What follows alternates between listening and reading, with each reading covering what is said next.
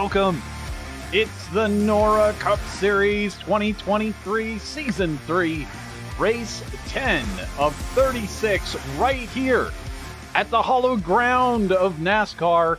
It's the Daytona International Speedway, a 2.5-mile high-banked oval like no other. Of course, this is the NORA Cup Series presented by Abby's Sweet Treats Fine Bakery.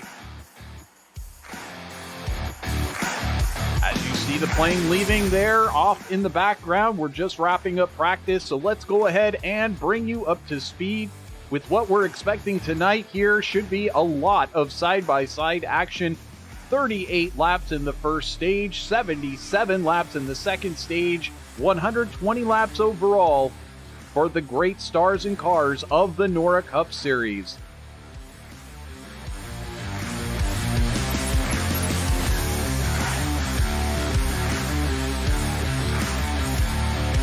On your screen now, you can see it is still Vincent Arthur who leads the series by a sizable margin now over Ronnie Norman.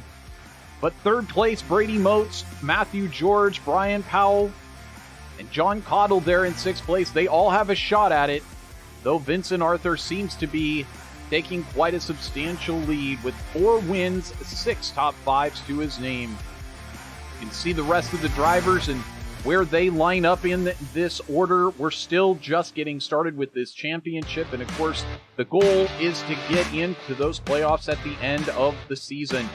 Next up, we take a look at the owner standings after 9 races, and it's still of course Flatline Motorsports that dominates the top 3 positions.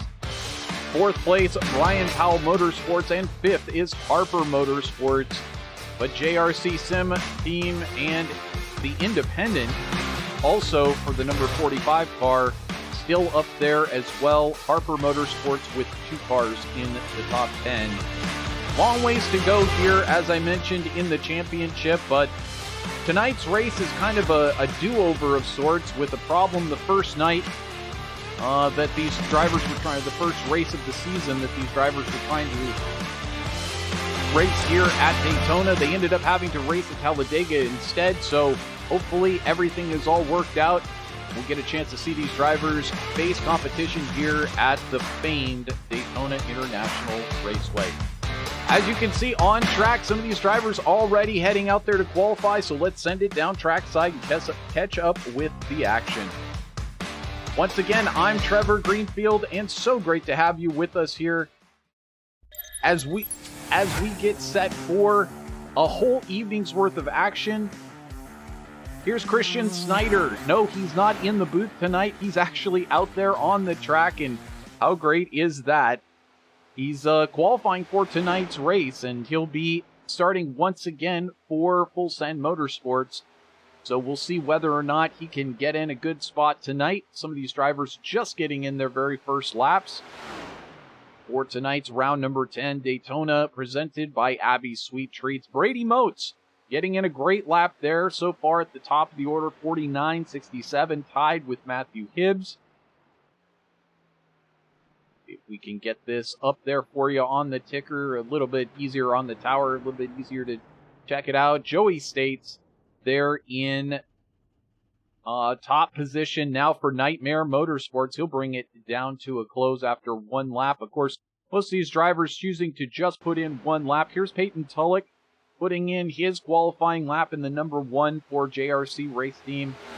He'll go up to 7th fastest with that lap. Just looking back a little bit, there's John Cottle for Harper. He has just put in a great lap, puts him 3rd fastest. And how about this guy? Brand new this season to the race car, but number 16, Dustin Kleba for KPR Motorsports, picking up where Jared Wishin left off. Here's another driver out there, Doug Tuttle, the first time that we're going to get a chance to see him in the Agent Inc. machine. And Todd Slauson for Full Send Motorsports out there as well, putting in his time for Full Send Motorsports. That time good enough to send him up to 11th. Now 2nd place on track is Ronnie Norman in the flat line Chevy. Up there fast enough to be in the top 10 to start. Matthew George just pulls it down. Jacob Gladelich seems to have stopped it before start-finish line. And our last driver yet to put in a lap is going to be Cody Reeder, who's racing for owner points tonight. Take a look at what it looks like on board with the KPR Motorsports number 85. He tries to bring it around and just coming up to speed, so this will be his first official time lap here. I'm not sure entirely. I mean, if he gets in a lap, I believe this is only a 5-minute session, but if it is limited to 5 minutes, he'll just have time to get in a lap here. So Reeder on board. Let's see how his sectors currently look.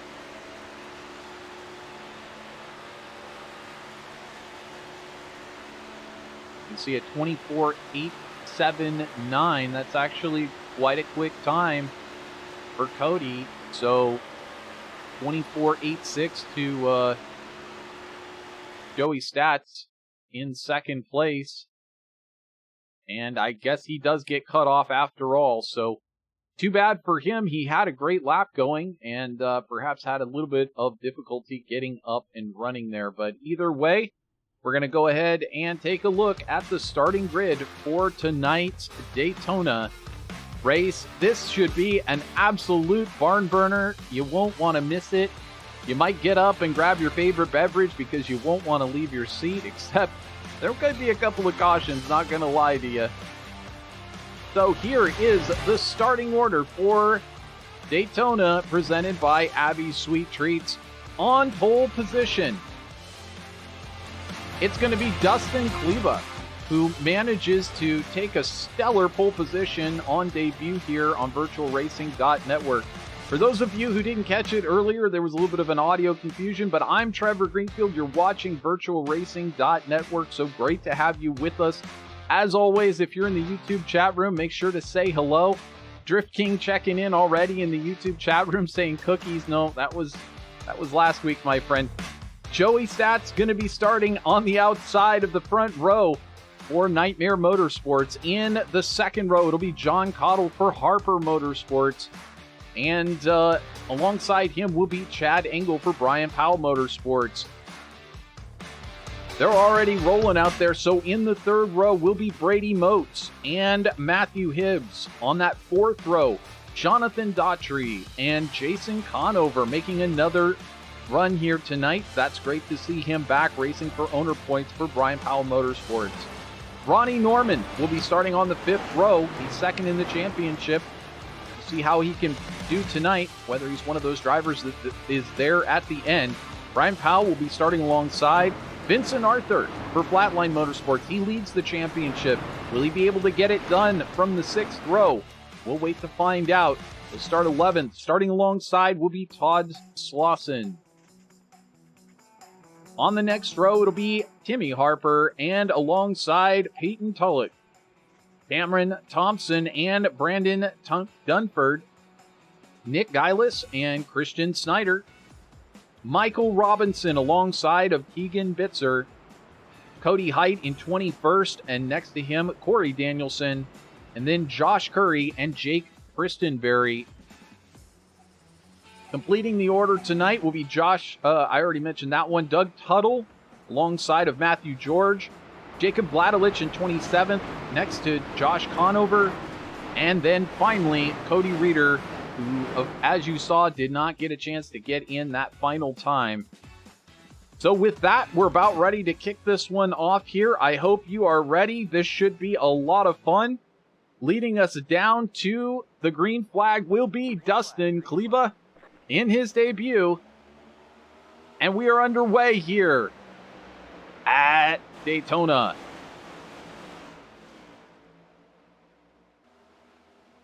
As they head into turn one for the first time. 1, 2, 3, Kleba, Cottle, and Moats. Moats up 2 spots already. Joey Stats dropping back a couple of spots on that start. And a lot more commotion in the midfield as Ronnie Norman has already climbed 3 spots. We know the Ronnie Norman fan club is out there. Tonight, he's got a special paint job. He's got Abby's Sweet Treats Home Bakery on board with him. So, a new paint scheme to root for, not the familiar blue and black that you're used to. This week, all black and gold. And I'm sure out there, Abby is loving it. So that first lap in the books, it's Dustin Kleba who leads it, with John Cottle in second, up a spot. Brady Motes as well. Ronnie Norman continues to pour the hot mustard to it. He's up 5 spots now, trying to bring that train on the outside. Right behind, I believe that's Brady Motes there. On board with Norman. This is how it looks riding on board the number 33.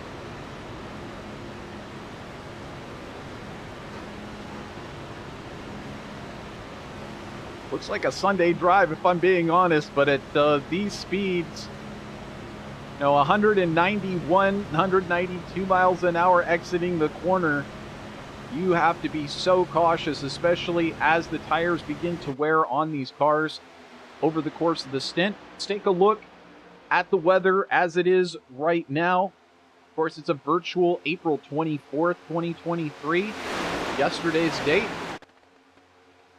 9 miles per hour, the breeze, 98 degrees on the track, so a little bit of temperature to cause some tire degradation.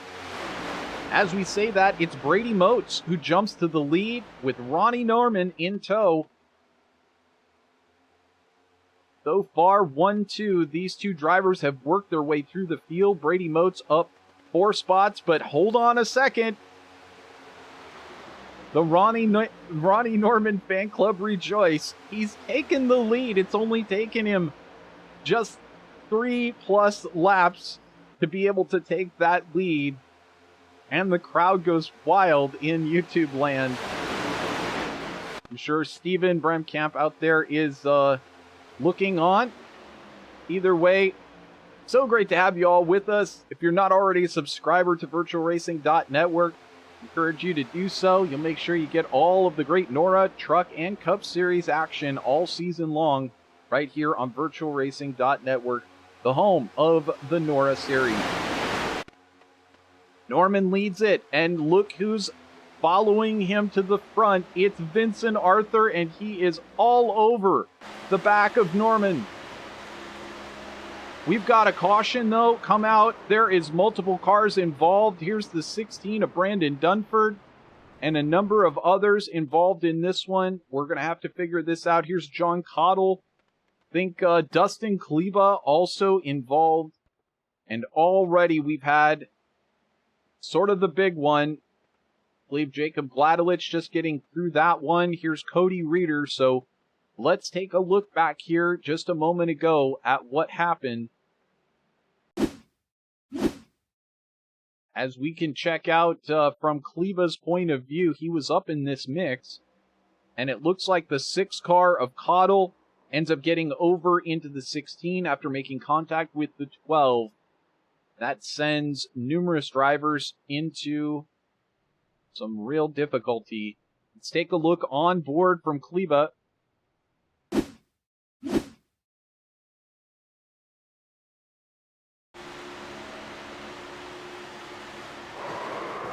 Kleba just gets turned, nowhere to go. He ends up backwards.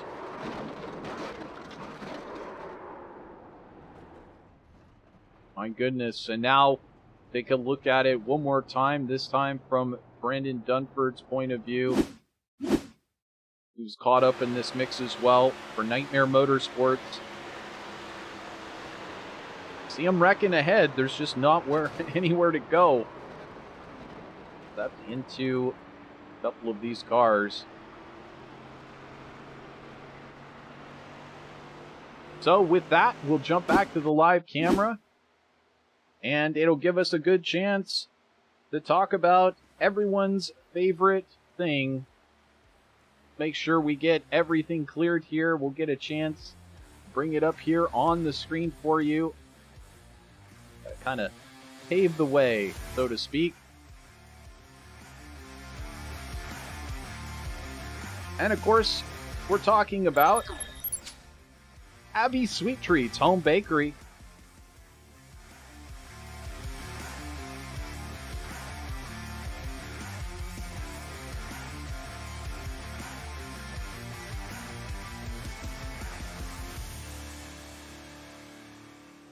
Abby's Sweet Treats. Out of Minnesota, fantastic artisan cookies. So good on the outside, they'll make you feel great on the inside. Abby Dreyer, owner of Abby's Sweet Treats. Again, they're based out of Minnesota, but you can buy them over the internet. They'll ship them out to you. Just a couple of, I think a 3-week lead time. All kinds of new stuff she's working on. I saw some brownies on her Facebook page. Some cake pops. All kinds of good stuff. 812-264-1624 or abcobb, ABBCOBB @gmail.com. Check them out on Facebook, Abby Sweet Treats, and on Instagram, Pinterest, and Twitter. Anywhere that's social, they are there. Check them out, Abby's Sweet Treats. Proud presenting sponsor of the NORA Cup and Truck Series.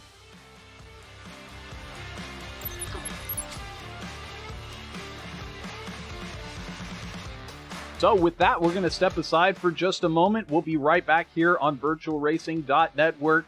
Stay tuned. More, much more green flag racing to come.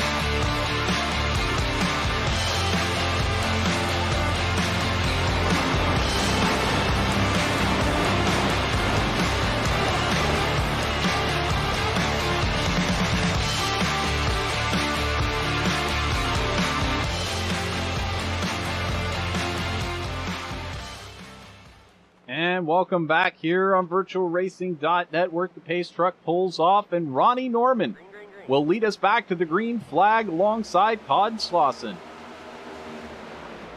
Vincent Arthur in third place. Jake Christenberry, the top running Toyota, there in fourth, now slides up into that third spot. As Christenberry rides that outside line, we've already seen it working. Looks like Arthur getting stopped a little bit, stuffed up just a little on that inside line. We see a number of cars really having difficulty here on that inside line. It just seems like it's not getting going. And now they seem to have kind of worked it out. He's getting very close in the middle there. But Ronnie Norman still in the lead with Todd Slauson alongside on the outside. Now Slauson pulls just ahead on that outside line. And it looks like a number of these drivers starting to file up towards the top of the track, perhaps to take advantage of a little bit of that extra grip up on the high side.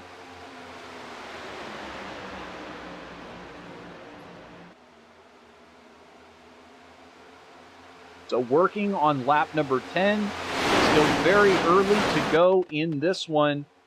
We see a driver pulling all the way down onto the low side. He's kind of blinking out there. I think that's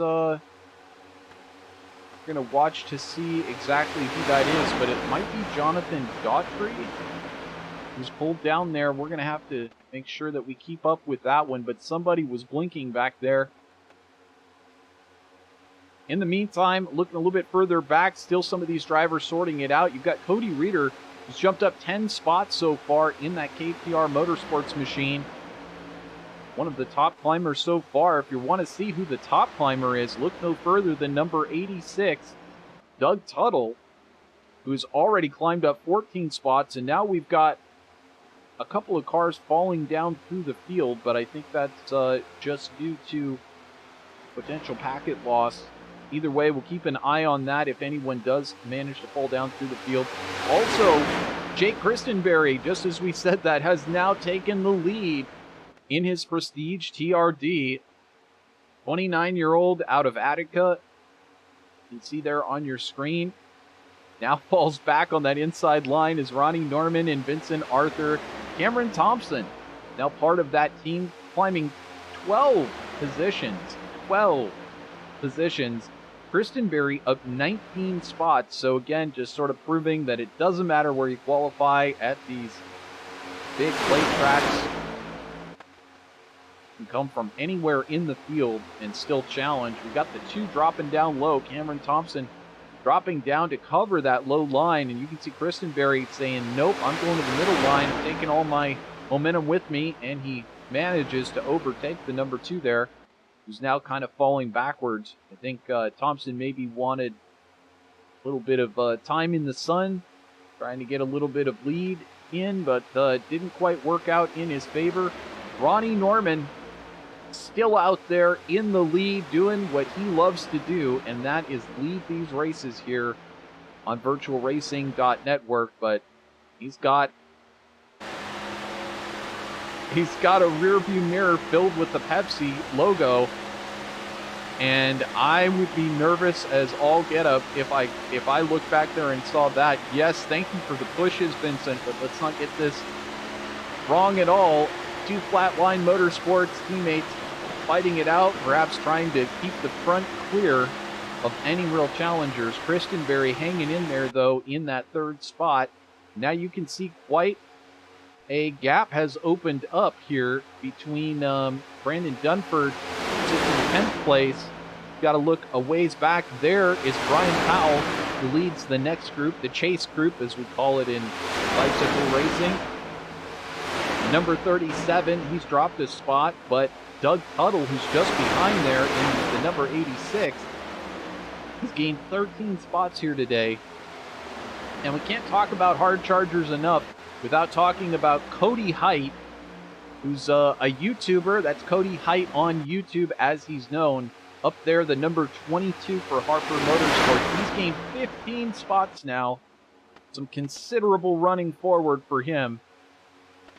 We jump on board with Cody.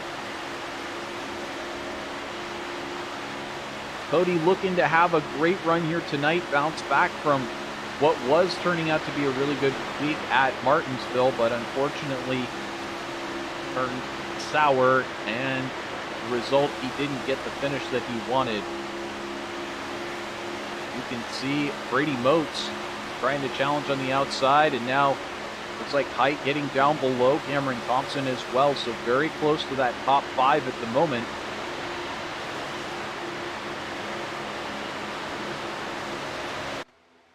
Height having a terrific run here at Daytona so far. A number of these drivers really having a great time. Right now, if I'm taking a look at this top 5, you've got +8, +9, +21 for Jake Christenberry, +2, +10, +15.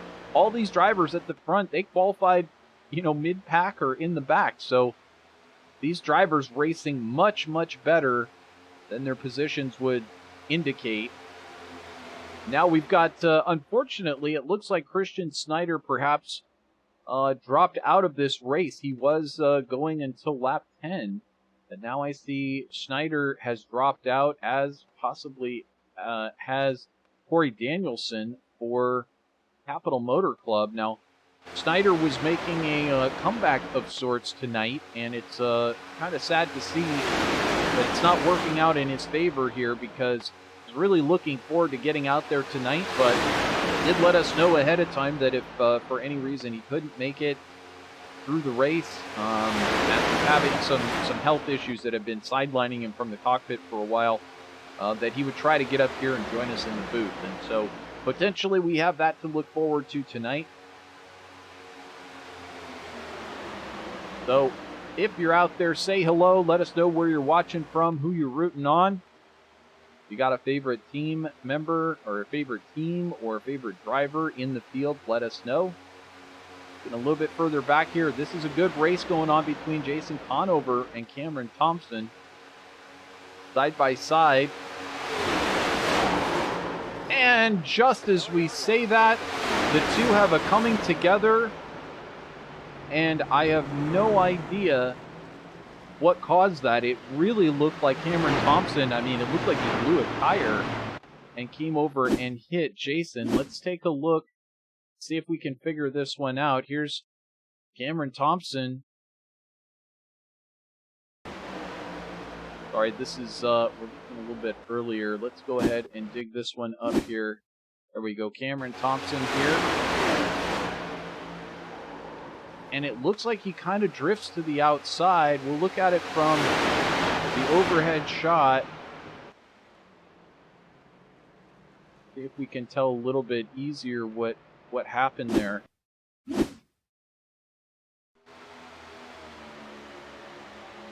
there you can see, definitely, it looks like, I mean, Conover kind of racing him a little tight. But it does look like Thompson kind of moved up there. So we'll take one more look here from the nose, perhaps, on Conover's machine. And let's see what you think. Definitely, to me, looks like Conover kind of moved over a little bit. It's tough to say, but it sort of looks like both there share a little bit of blame. Unfortunate for Conover, who's having a pretty decent run there, and now it looks like he's pulled it behind the wall for the night. And Snyder, as mentioned, now, is Snyder still sitting there? He is still sitting there on pit road, so perhaps got into an incident off screen. I do see that he jumped through the pit, and I do not see any other information such as him jumping out. Now, here was Corey Danielson having a moment. This is what put him out. Like he just pulled it down to a stop there on the front stretch. Decided to hop out of the car. But again, I don't have any sort of a note on Christian Snyder, so perhaps if he does join us, we'll get an idea. Here we are on pit road. Many drivers on pit road at the moment. Jake Christenberry, Brady Motes, in fact, everybody pretty much coming down into the pits here. Jumping down onto pit lane to take service. So as they continue to do so, we're going to step aside for just a moment, and we will be right back here on VirtualRacing.Network. Stay tuned.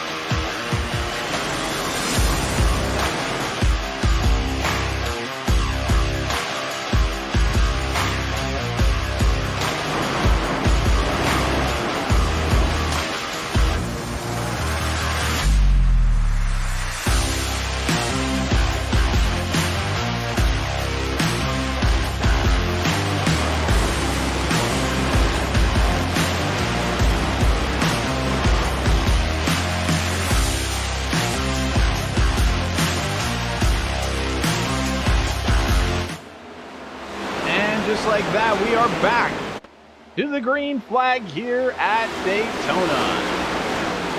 It's Todd Slauson this time who leads us back to the green flag with Vincent Arthur in second. For that round of pit stops, Slauson not taking a pit stop there, and as a result, holding on to that top position.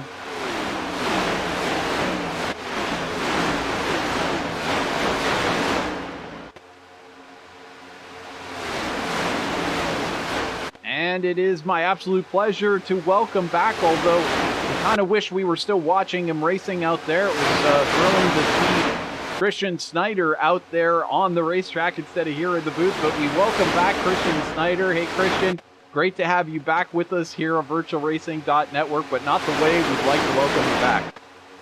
Yeah, it's good to be back, but unfortunately some computer issues pulled me out of the race. Yeah, it sounded like your computer crashed or froze up or something. We're trying to figure it out. I didn't see any notes from you that said you had a crash or anything, so I wasn't able to tell. But that's unfortunate, my friend. Hopefully you get that fixed for your next race out there coming up soon. Yeah, hopefully I can get it fixed. So what were you experiencing out there? What was the race like? Was it crazy? Was it pretty predictable? How was it as Daytona races go? Oh, we didn't really get that many laps to really feel it out. We had a pretty quick caution there in the beginning, but I mean, it was kind of normal. These cars don't really push together very well. You got to kind of drag the brake a lot with this package. Absolutely have to drag the brake a bunch, and sounds like you might be also having some internet or mic issues there, but Vincent Arthur, though, he's been strong. I was mentioning earlier, top 6 drivers, now 7 drivers, all up mega numbers from where they started. Vincent Arthur up 10 spots. Kristen Berry up 23 spots now to the lead for Kristen Berry. 11 for Dunford, 14 for Cody Height.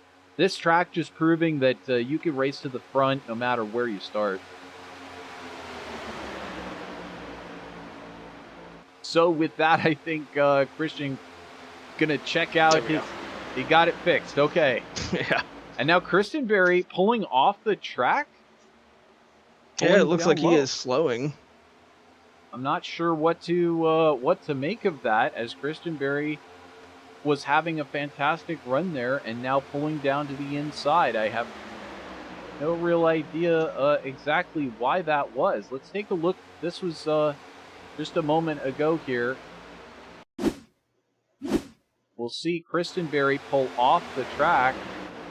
Oh, he got tagged from Vincent Arthur a little bit and it sent him down to the apron. That's exactly what happened, and as a result, he decided, I guess, to stay on that apron through turns 1 and 2, not try to risk coming back up onto the track. Yeah, honestly, that is a pretty good decision, because if he would have came back up, that would have been a handful, and he was right in front of the field too. Well, there you go, and Christian there to fill in the gaps for us. Do appreciate it. And as you can see, Brandon Dunford now taking the lead, the 34-year-old out of Milton, Florida. He's not that far away from me, I gotta tell you, out of our VirtualRacing.Network headquarters. But just like that, the speed on that high side has been paying off all night already. Vincent Arthur back up into the lead with his teammate Ronnie Norman in second, Brady Motes in third. Do you have any sort of chance to play with the high side and see if there was any passing to be done up there? I did some in practice. The side draft is really effective, so if you play the side draft right, the outside will definitely work out pretty well. Well, we saw that being effective so far. We'll see it all night tonight. I think our one caution just previous to this that came out with Jason Conover getting a little too close there down to Cameron Thompson. I think maybe a little bit of side drafting attempted, but if both drivers don't stay in their lane, so to speak, it could be a problem for not just them, but many other drivers as well. We've seen another driver pull off. That is Slauson, who did not make that pit stop earlier, and he is going to finally take service, and this is going to really cost him having to take this green flag stop. Yeah, I just talked to him before I came into the booth, and he said he missed the pit opportunity and didn't check his fuel, so he had to pit there. Well, tough going for him. Tough cookies, as we're getting used to saying here on the network for Abby Sweet Treats.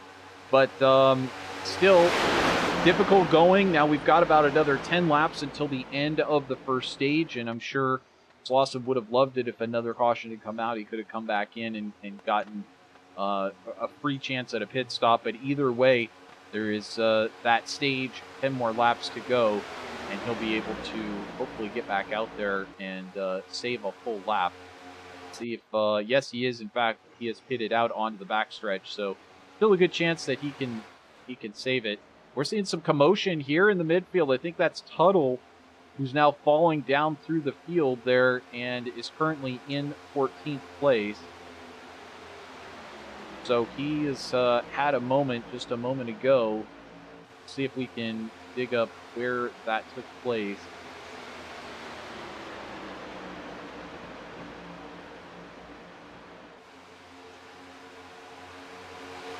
And we're seeing some more action here, as it looks like Ronnie Norman storming to the front.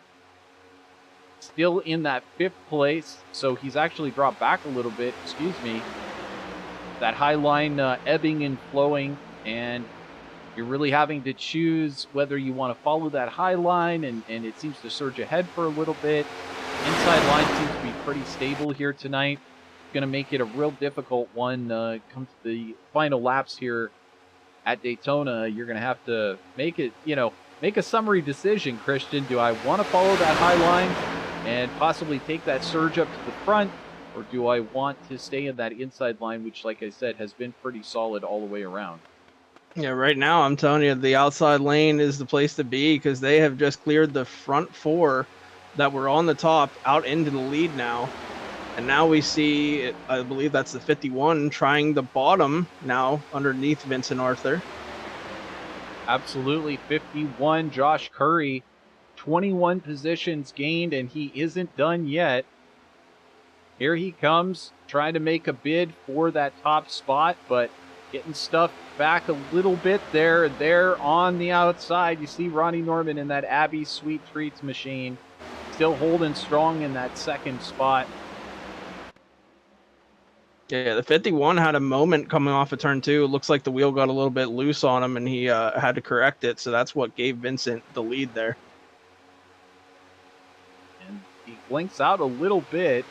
That gives a chance for 37 of Brian Powell and Joey Stats as well to jump in there. So now we're seeing Curry dropping back. He's all the way back into that 7th spot.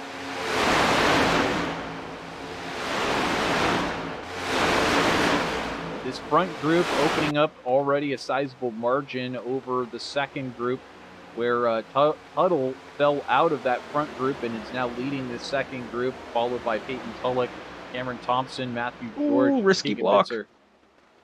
And we jump back. Sorry, we had a risky block at the front. Vincent Arthur cut the nose.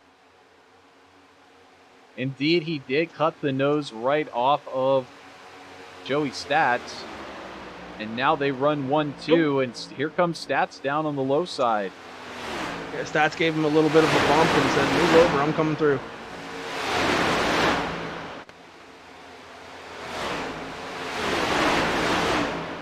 So just like that, Arthur now pushed backwards, and Stats says, "I'm coming through," and he's going to lead this race. So who knows who it's going to be here in just 5 more laps. I mean, it seems to be changing each and every lap. We've got a car very close up into the wall there. That's one of the lap cars coming back through the field. Yeah, Todd Slauson just got put a lap down. He's trying to tag on to the end of this so that he can get the lucky dog, see if he'll be able to. Looks like he should be fine here. So now it's Stats Hibbs for Nightmare Motorsports. Brandon Dunford racing for Owner Point's top Owner Point racer tonight, along with Nick Geilis. Those two running 3rd and 4th at the moment. Cody Height has managed to work his way up there for Harper Motorsports, but again, it keeps changing. He was 5th a second ago, now he's back in 7th, now he's back in 8th, so tough time locking down what positions any of these drivers going to run in. It's going to be ebbing and flowing like that all night long, but we've got just 4 more laps to go until the end of stage number 1. Who will it be to take victory in stage number 1? Will it be Joey Stat, Vincent Arthur, Matthew Hibbs, or Ronnie Norman? That is your top 4 right now.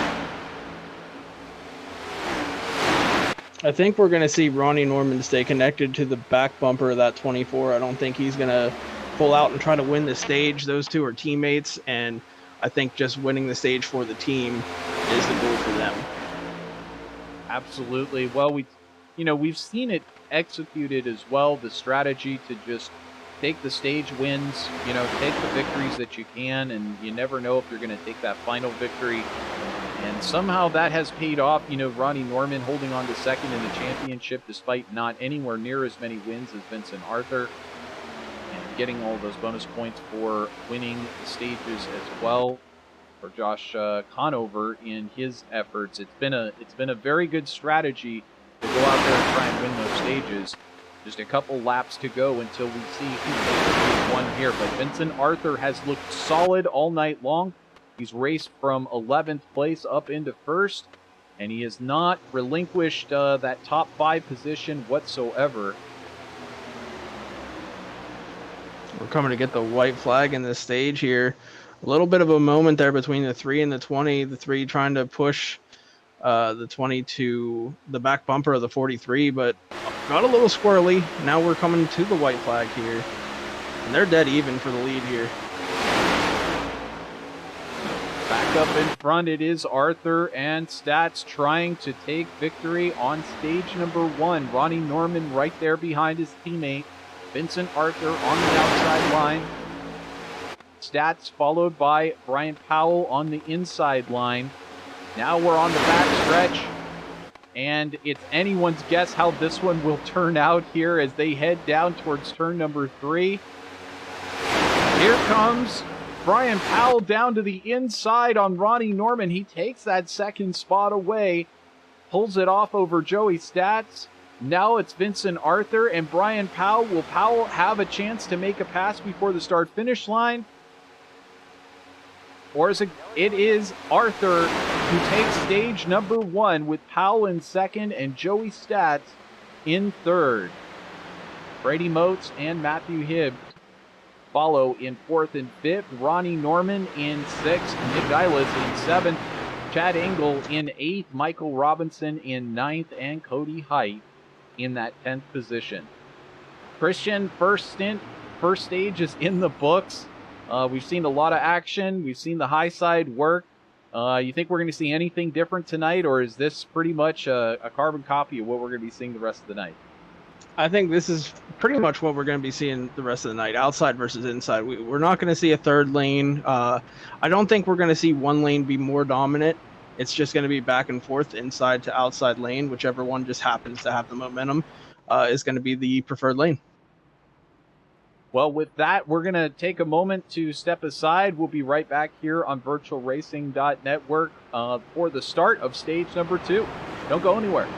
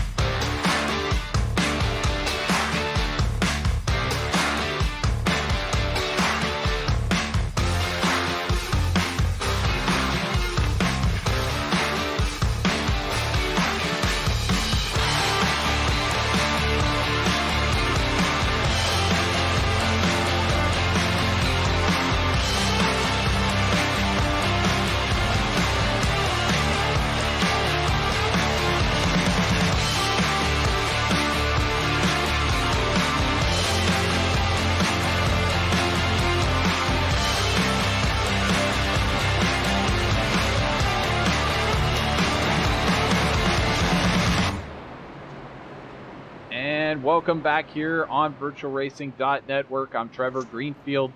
You're watching VirtualRacing.Network, and I'm joined here in the booth by Christian Snyder, who was competing in tonight's race, but unfortunately had a little bit of a computer glitch that took him out. Still great to have him with us, and Brian Powell going to be able to lead us back to the green flag here momentarily with Joey Stats on the inside. And that was quite an exciting first stage there with Vincent Arthur taking victory, Christian. Yeah, definitely an exciting stage as we are back green here. Brian Powell going to take the restart, and the stage one winner, Vincent Arthur, I don't think is going to stay behind him. I think he's going to try to take the lead right away here.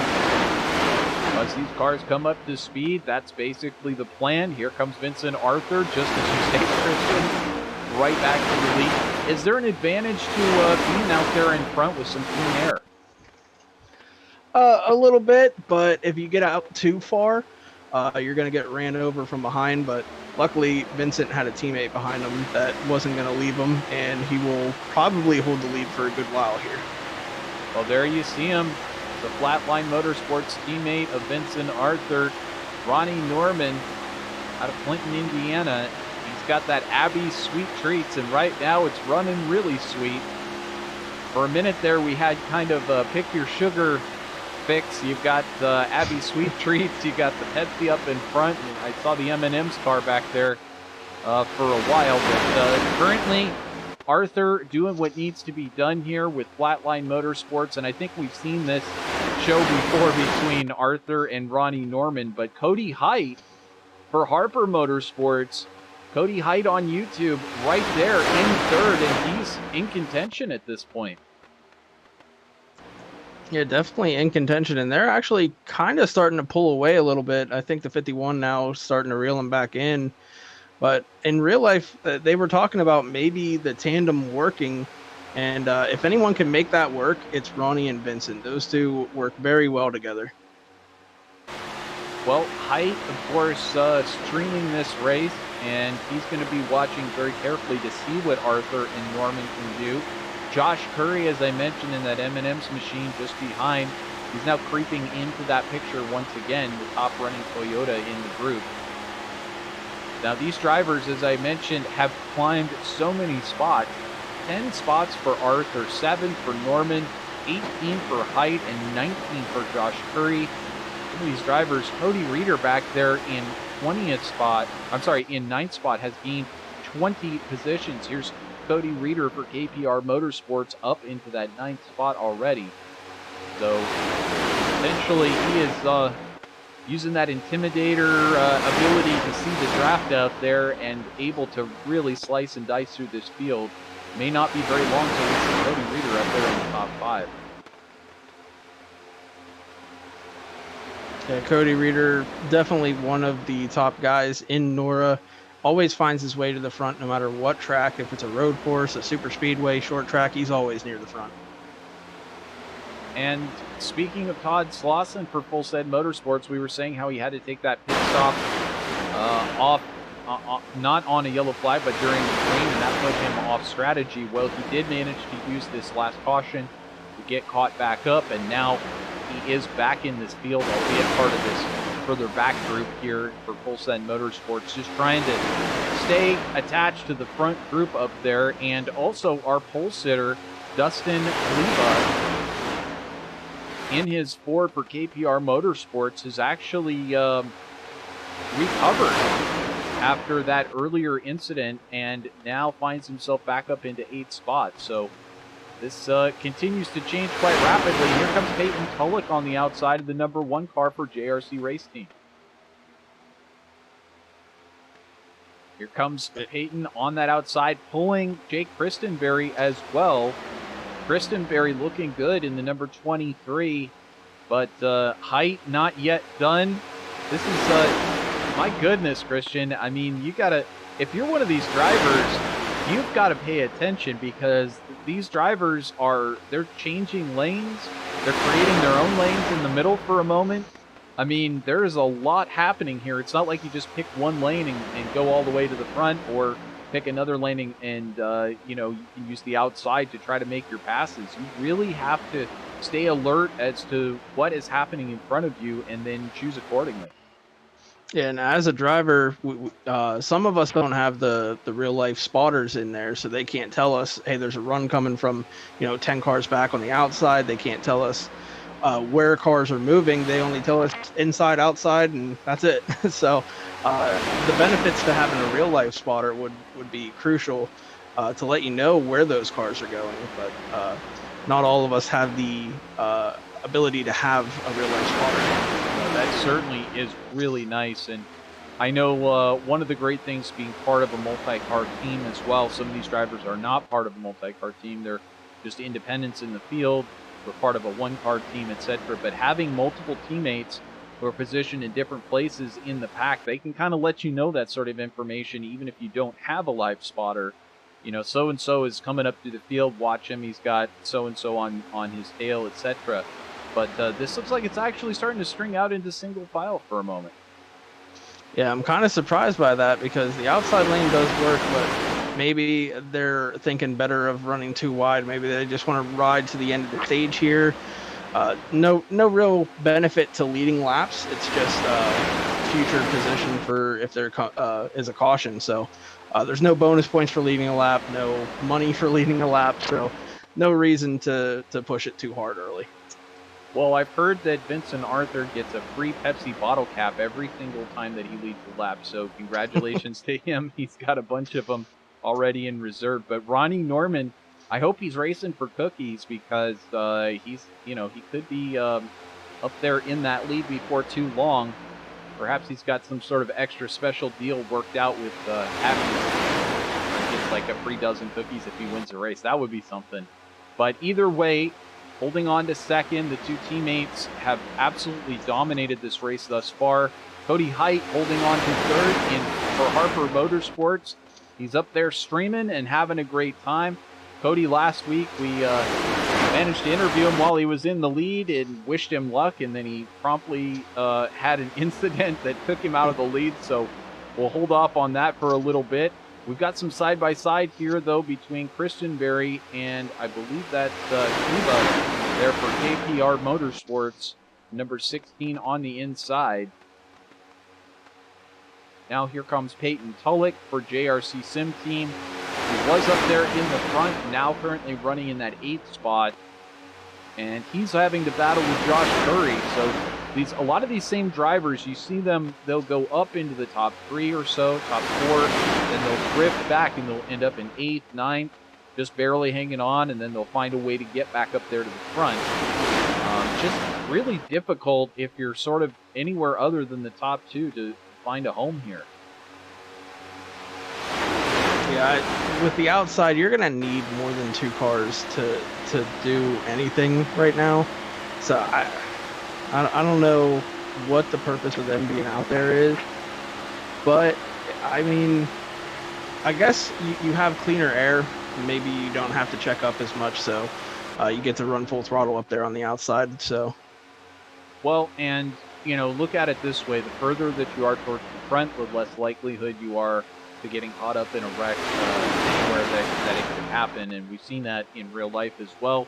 So many great drivers who are front runners, they manage to miss so many of the accidents because they're not they're not in the middle of the pack. They're not at the back of the pack where they could possibly get into it. I see that Jason Conover has had a moment and has come to a rest on the grass and has now exited the vehicle. Let's see if we can jump back and tell. This looks like he just kind of brought it down to the inside and now over the grass, did a little bit of lawn clipping. And he was thinking about taking it over. Yeah, there he's almost to go over and join the road course. this could have been another PC disconnect, and he was just hoping that he didn't wreck anybody. I'm not sure.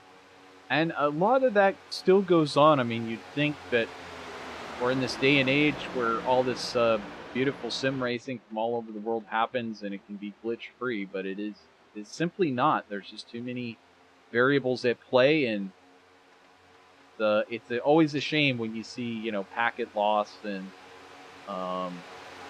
any of the other error messages that come up on the iRacing chat and let you know that someone has disconnected, not due to their collision. Either way, we continue here on lap number 53, and I tell you what, Vincent Arthur, Ronnie Norman looking solid. They're going to have to survive another 2 times as much in order to be able to get into victory lane at the end of the night. But coming up on lap 77, that will be the end of stage number 2. So that's another 24 laps from now. And right now it is just 1, 2, 3, Arthur, Norman, and Height, and they seem to be pretty happy with that. Doug Tuttle, though, for Agent Inc. Racing, has really come forward. 21 spots, the number 86, looking solid out there and having a fantastic race on board with Tuttle.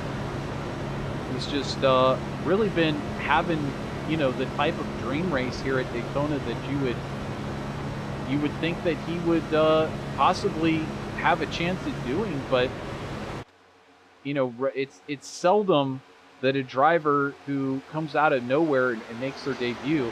We've seen Tuttle now do that. We've seen Kleba, who's right behind in the KPR Motorsports machine. He qualified on the pole. We haven't even seen him this season. So just goes to show you, Daytona is one of those places where dreams can come true. Yeah, and Kleba, this is the first race for him this season, but he's definitely no stranger to NORA. He won a championship last year in the Truck Series. If I'm not mistaken, it might have been Xfinity. I'm not sure. But he is a former NORA champion, and he has many, many wins under his belt. I think he's got upwards of like 15 to 20 wins in NORA. Well, KPR Motorsports has some pretty cool stuff going on over there with their connection to Jared Wishin and Kleba, but some real hot shoes under that banner at KPR, and it's always great to see a team like them being able to challenge for race wins. However, it has been Flatline Motorsports that consistently, week in and week out, has really been the team to beat. And certainly if you look over at the owners' points as we did to start the broadcast, I mean, really, it's like it's dominated the top 3 spots by Flatline Motorsports. So really, I'd have to say, it does come back to that. And I think that Flatline still holds on, but it's great to see other teams. Now we're seeing Harper Motorsports in 3rd, Agent Inc. Racing getting up into the top 10. A number of these teams that we're not typically seeing up there in the front, although we do usually see Harper. Right now it's great to see some different challenges coming from different groups. We've got Peyton Tulloch there in the JRC Sim Team car, the number 1, and also Christian. We've been seeing a lot of different types of tracks. It's been a long time since we've been at a plate track, and so to have one of these super speedways or these speedways like this that are so high banked, I mean, this gives a chance for a lot of these drivers that specialize in this sort of racing to come forward as well. And after seeing Martinsville and a dirt race, in a road course race, it's kind of back to classic NASCAR racing here. Yeah, we had vastly different jump this past week. We were at the shortest track there is with Martinsville, and then we go to the second longest super speedway with Daytona this week, and then next week it's going to be the 1 mile Dover concrete track. So it's very vastly different week to week. And it really challenges these drivers to be their best at every form of racing that they possibly can, because we will have road courses throughout the season too. So those always a big challenge for these guys too. Well, and for certain, we always look forward to that, road courses. And it is interesting to see who can do great on all of the different forms. I'm also a big fan of IndyCar. It's the same situation over there. You've got the road courses, you've got ovals, you've got short tracks, you've got all kinds of different racing available to those drivers. And so it's great to see them excel on different disciplines. And like we've seen Arthur He's great on the dirt tracks. He's great on short tracks. He's great on speedways. I mean, it's really interesting to see that. And you're absolutely right. He took 7 wins out of 21 starts, 16 top fives, en route to taking victory in the NORA Truck Series 2021.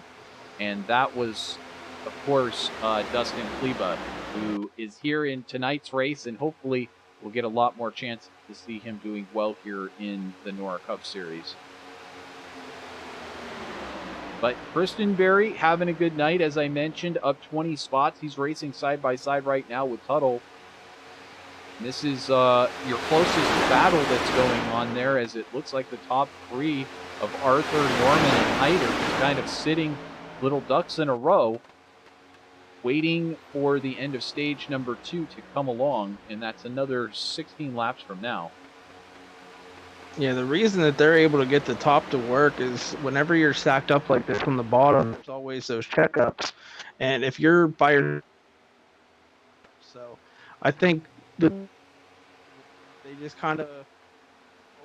Here we go. We got pit stops going on. And we do have green flag pit stops. Here comes Arthur. We're seeing another car. Peyton Tulloch really bringing it down the very inside and having a fantastic pit stop. That actually really got him a lot of time if he didn't happen to speed on pit road. So good stuff from him.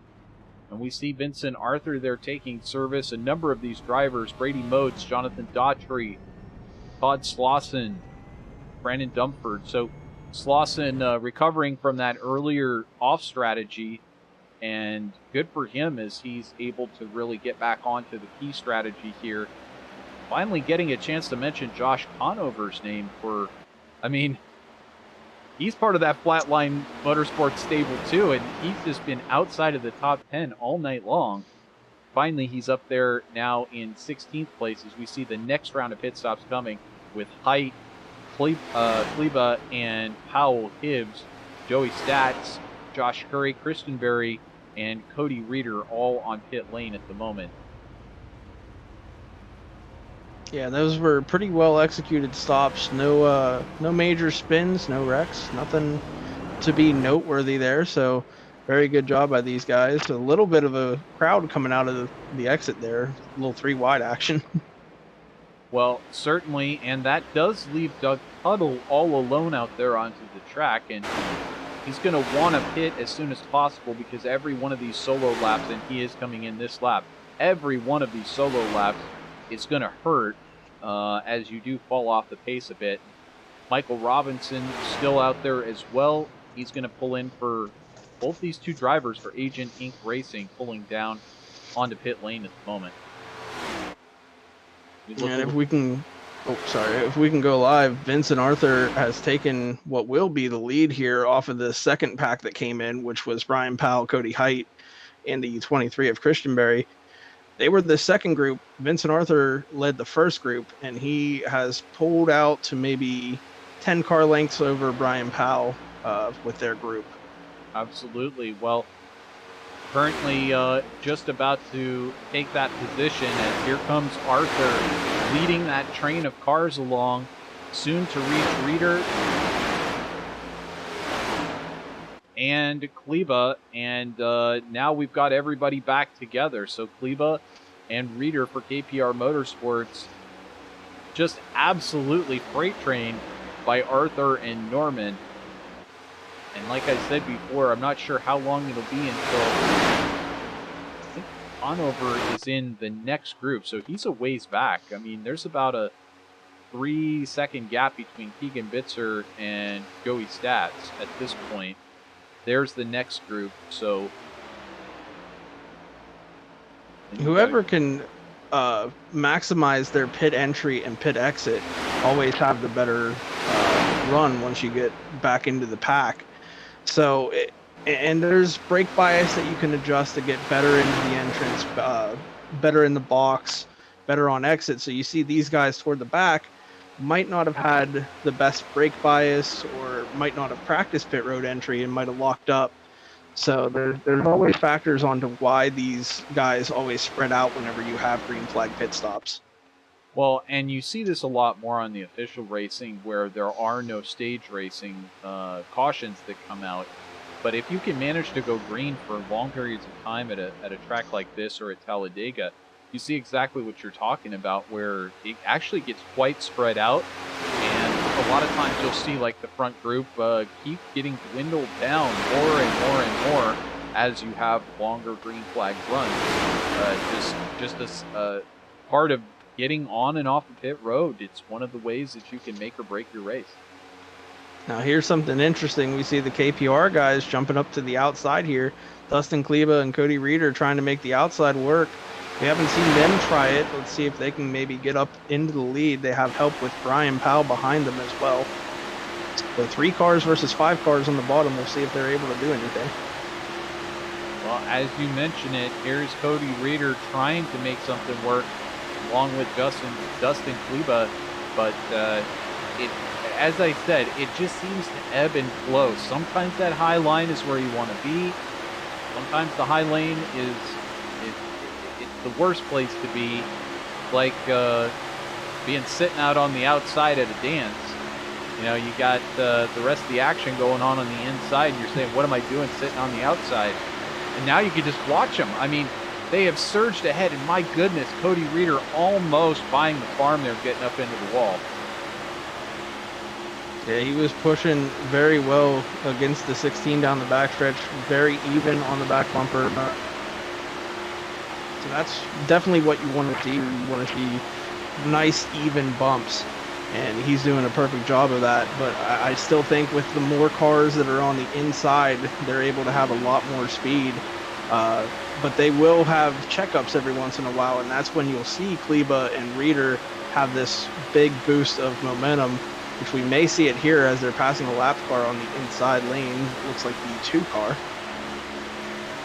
Yes, getting by the 2 car, and it wasn't that long ago that we actually saw Cameron Thompson up there in the lead, but he had that coming together with Jason Conover. Now we're seeing Cody Reeder have to pull down to the inside line, as I think they're starting to rethink this whole outside groove decision. And yes, indeed, they file back into single file. So maybe that outside lane not quite working out so well. Either way, deciding to pull it back down and try to regroup and see if they can do it again here. Just about 9 laps to go, and we've got a caution. It is 9 laps until the next one. Not sure if Michael reason. I see Josh Curry. Oh yeah, Josh Curry in the wall here. This was just a maybe moment. Happened. This was Curry, and then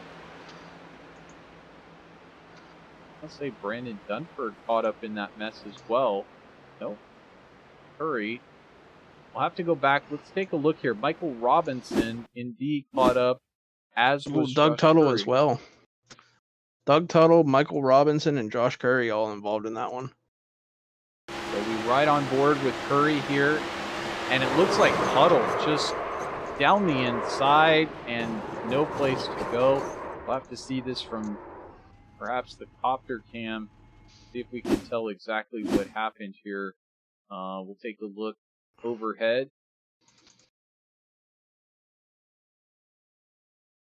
And this is usually the best place to see it, and it does look like it looks almost just like it's the same place, the same style that we saw that earlier crash with Thompson and Conover, where it looked like Thompson came up the track just a tiny amount, and Conover tried to come down the track just a little bit, and as a result, the two made contact. I think maybe Conover was trying to pull a side draft, and there you see Michael Robinson just kind of caught in the middle of that rage in Ink Racing.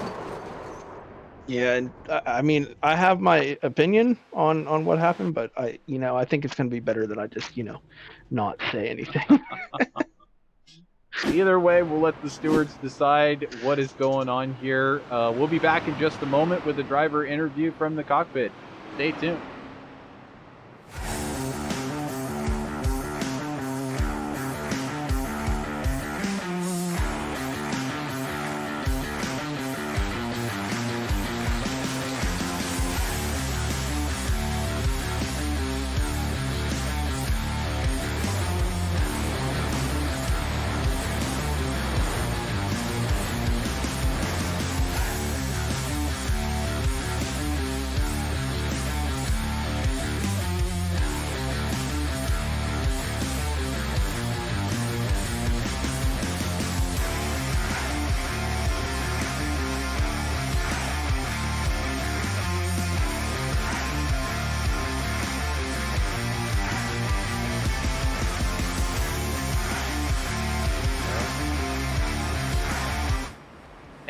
And we're back here on VirtualRacing.Network. We're so happy to be able to bring in Peyton Tulloch to talk with us here under caution. Hey, Peyton, you decided not to bring it in there for the caution. You sticking out there trying to get this stage win? Yeah, I'm just trying to stay up here with my teammates and get some stage points here. That way, in case anything goes wrong, having stage points always, kind of makes that hit a little less. So, just trying to get a little bit of save points to have a little bit of cushion. Well, and you've been having a great race. We've seen you charge forward 11 spots so far, leading that JRC Sim team, of course, there with Keegan Bitzer right up there in the top 5. You think you got anything for those Flatline Motorsports teammates up there? They've been pretty dominant so far tonight. Well, we shall see. It's going to be hard to get by them. Those two have worked really well together. When we came off pit road, I ended up letting them two get back together. That's how dominant they've been. But hey, we'll see how it goes. Either way, I'm having a blast, and we'll see if we can steal one. Well, very good. We'll let you get back to the hard work out there, and we'll catch up with you here in 6 laps, or at least watch what you can manage to do. Good luck to you. Thank you so much, man.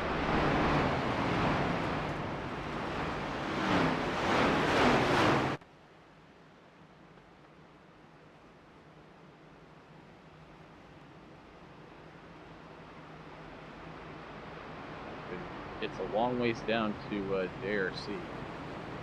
Put him in Oh, he was in Flatline. Oh, he's in Flatline. Yeah. All right. Well, as you heard there, so great to be able to do these live interviews during the caution. We, of course, thank Peyton and everyone else for participating. Myself, during caution, of course, I'm a bundle of laughs, but you try to talk to me during a green flag, and I don't. That's like one of the reasons why I don't stream. Is I'm just like glued to my steering wheel. I can't even look at chat during a green flag run. But still great to have him joining us. What do you think, Christian? You think Peyton or Keegan, anybody's got a shot at this one? Be able to go up there and take this victory in stage 2? Anybody who's within a lap of the leader has a shot at this point. It could be a big wreck here coming up soon, so you just never know until the end of the race what's going to happen at these type of tracks as the green flag is out. And I think we're going to see some teammate work here, and the 33 is going to drop in, and there it is. Flatline working very well together up toward the front. Of course, Flatline and JRC aligned together, all 8 of those cars in the same talking group, so they are all working together. You know, that's another thing, Christian. Do you like being part of a big team chat channel with a bunch of people in it talking, or do you prefer a little bit of silence? I personally like a little bit of silence. For the beginning of the race there, it was just me and Todd, my teammate. We were in our own channel, not really talking unless we needed to. If there was wrecks or strategy if we needed to. So that's kind of how I like it, just nice and quiet and peaceful. You know, and I have to say that as much as I love to talk and I love all this noise during broadcasts, I'm exactly the same way. I like to get into the zone and focus. Sometimes difficult for me to be in the big team chats, but then you have others that like being in those big 8-person, 10-person team chats. Either way, there's something for you here on iRacing and in the NORA Cup Series. So if you're thinking about getting joined up with NORA, there's a description or a link down in the description. Make sure to click on through and you'll get a chance to participate. Still lots of room available for you out here. We'll get you out here on the broadcast as well. Cody Height is up there in 6th. Is he going to possibly have a chance to get up there and get into position here at the end of this one? We've got just 3 more laps here to go until we reach the start of, or the end of stage number 2. So these drivers going to have to do what they need to do pretty quick. Vincent Arthur, Ronnie Norman for Flatline Motorsports holding the front. Peyton Tulloch holding on to 3rd. And now Chad Engel back into that 4th spot for Brian Powell Motorsports. That's where he started. He kind of drifted back, but the Connecticut driver back in contention here. And it's possible he could do something here. We've got Cody Height just behind. Alongside him, Brian Powell of his team, Brian Powell Motorsports, on the outside, and he's now trying to get forward, but he's actually starting to drift back just as I say that. Cody Height, though, coming forward, staying on that inside line. So, like I said before, you never can tell whether that outside is actually going to work or not. And I think we just saw Brady Motes kind of drifting back there a little bit as well on that outside line. Yeah, the reason the outside line had a little bit of a moment there, Chad Engel, mid-corner, hopped up in front of Brian Powell to try to use that momentum to put himself toward the front, as now we see the 22 of Cody Height doing the same exact thing. I think it's going to work out a little bit better for him, possibly. Chad is already on his bumper and ready to push, so maybe going to be able to fight here. What he's going to have to do is he's going to have to side draft, and I know it's a lot of people frown upon it, but it is very effective here at these super speedways. You just got to do it right and hope that you don't net code, because whenever you do side draft, net codes do happen quite often, as I think we are one lap to go here in the stage. Absolutely, just one more to go here as Vincent Arthur and Ronnie Norman stay glued to each other's bumper. But here comes Cody Height on the outside. He does manage to pull alongside of Vincent Arthur. Will Height be able to do it? We see another driver drift out far. Here comes Height down the outside, and so far he has managed to pull ahead. He'll hold it to the line, and Cody Height wins the second stage here at Daytona. Wow, that was aggressive pushing there by Chad Engel to get him that stage win. So I think the 22 might have to give a firm handshake to Chad Engel for that one. Well, two drivers working together, not necessarily in the same team, but they saw the opportunity. And, you know, that's also something else that can happen. You don't necessarily have to be part of the same team. You just need to be at the same place at the right time.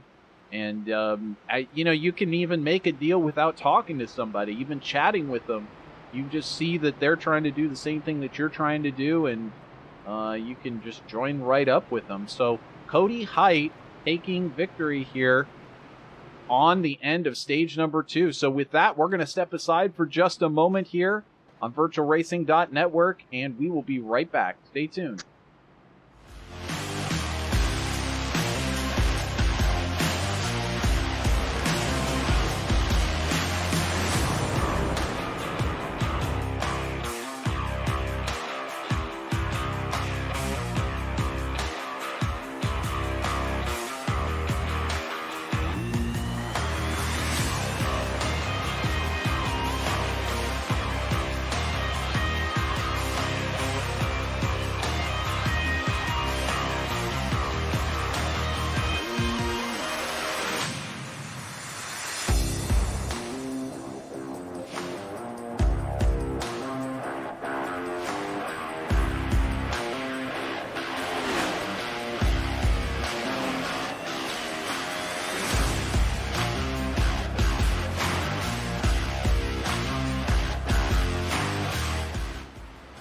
And welcome back here on VirtualRacing.Network.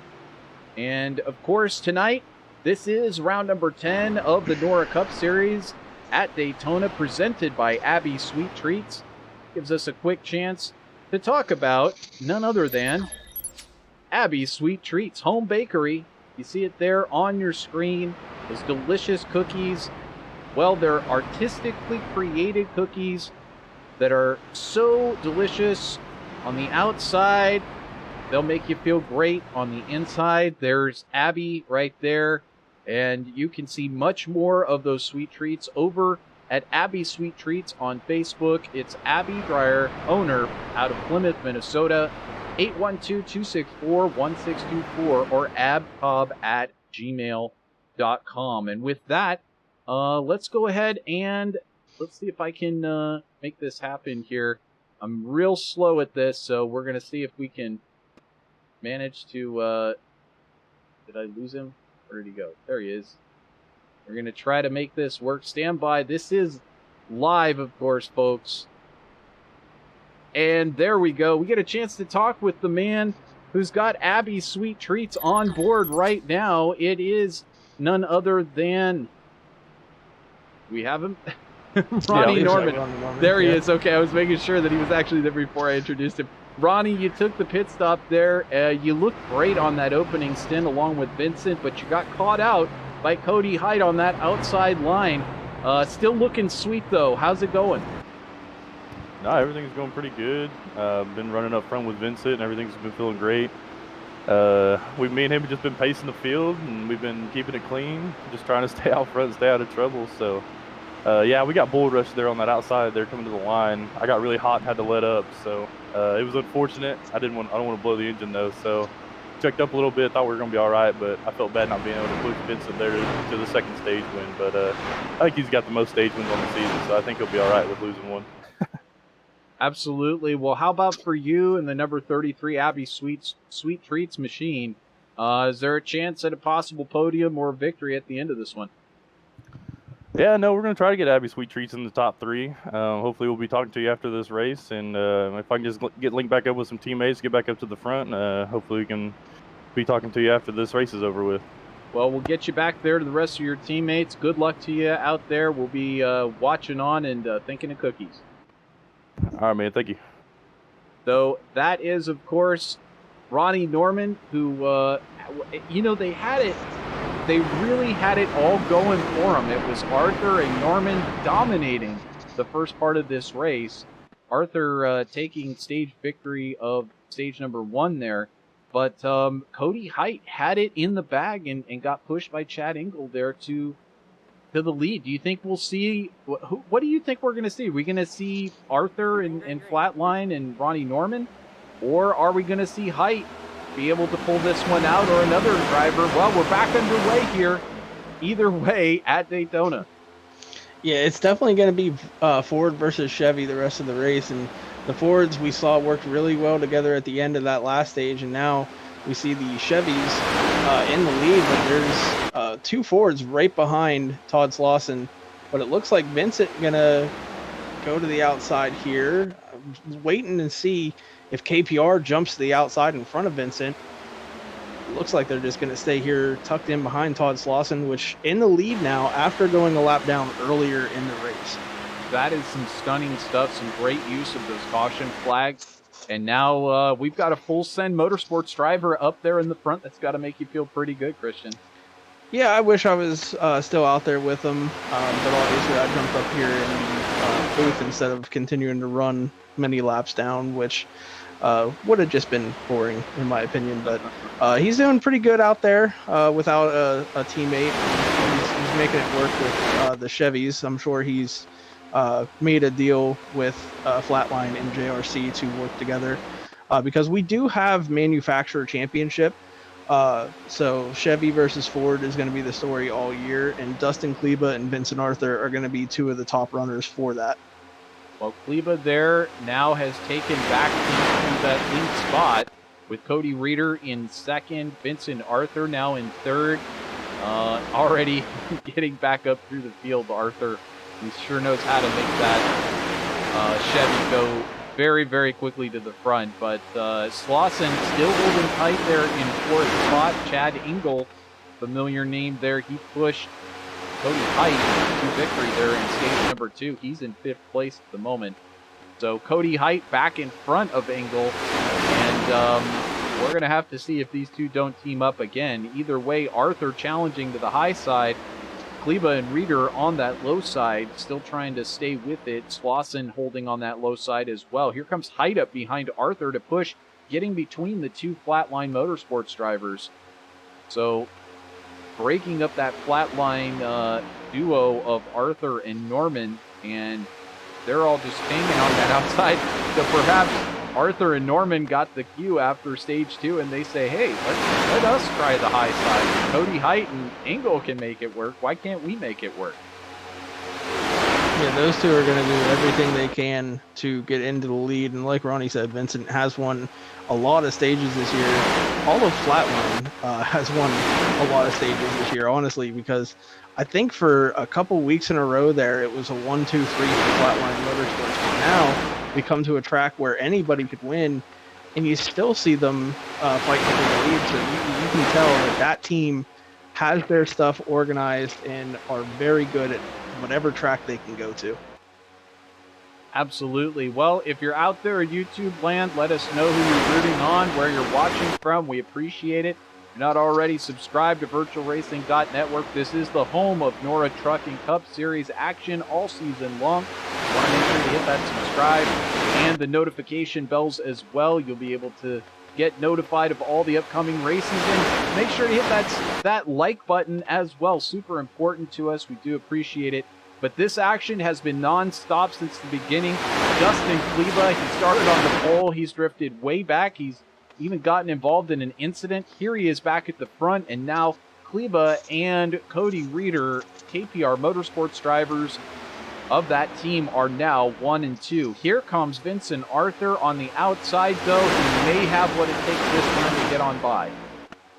Yeah, and Vincent doesn't have a teammate behind him. He's got Cody Height behind him, so I'm curious if maybe Ronnie and Vincent want to get rid of Cody Height and get him out of this line. It's definitely a possibility, as now we see the one from JRC Sim Team jumping up there behind the 23 of Christian. I think it's Christian Burry? Christian Burry? Yeah, Christian Burry. Yep, Jake Christenberry now currently sitting in that 4th spot. As I mentioned, top TRD in the field, top Toyota team in the field at the moment, and 19 spots gained for that number 23 car. So this is a great run from Christenberry, and we've seen him, it seems like every race, at some point he makes his way up into the top 5. Can he hold it there? It hasn't been so consistent for him, but he's been able to get up there. And that just shows, again, his capability on just about any style of track. He's been able to race his way right up into the front. And right now, he is racing behind the guy that won stage number 2, Cody Height. He pulls it down to that low line and covers Vincent Arthur. And that's a very pro-style move to do something like that. Seeing Peyton Tulloch, who we talked to there at the yellow not long ago. He's holding tight on the outside. With Ronnie Norman, I have to keep looking to see who that black and gold car is. I'm so used to Ronnie's blue and black machine, but Ronnie Norman there for Flatline now finally rejoins with Vincent Arthur. So will they be able to make that outside line work again? We'll watch on to find out. It's still early going. We still have about another 33 laps remaining here. And still lots of time for these drivers to find exactly where they want to be for the end of this race. Yeah, and with 33 laps to go, I think we will need one more pit stop. I don't think we're good on fuel just yet. They are definitely in their window, so if a caution comes out now, definitely pit and get fuel here, and you'll be able to make it to the end. Well, and we'll find out. I mean, there's a lot of ways that this could shake out. Honestly, if I was a betting man, I probably wouldn't bet against a caution coming out. Just the nature of racing at a track like this. As we get a driver going. There it is. There we go. I saw the 16 go to the middle, and I thought some bad things could happen. And there's the 88 of Chad Engel around. He does manage to get it going again. Bitzer, I believe, had a moment. There he is on your screen in that 42. Slauson also involved in that, I believe I saw. I'm seeing stats right there sitting sideways for Nightmare Motorsports. So let's back this one up and see if we can tell what happened here. We'll take a look from Joey's stats point of view, see what he saw. It's already happening up there in front of him, and you can see all he sees is smoke. He's going to go way low here. And then as he's trying to get back up, maybe hits the grass and goes around here. Yeah. The grass definitely not where you want to run. It is like ice down there. And, you know, I think I saw what happened. It was a white car. He put it 3 wide coming out of turn 2 there. And I think it's just too early to be making those kind of moves. I don't know if he got help into that position there, but you can see Kleba dove down to avoid it, and he's going to make it through, but everyone behind him involved. Looks like Josh Conover scooted by clean through that one. You can see just a melee right there.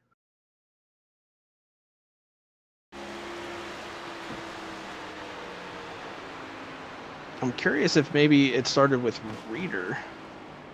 Well, we'll jump up there. We'll watch from on board. Reader, we've got all kinds of cars caught up in this. And just as we're talking right now, it does appear as though a number of cars have pulled it into the pits. And there you can see it looks like the two of Thompson and Reader kind of get into each other. Maybe if we watch that from the overhead a little bit closer, we'll be able to tell exactly what happened.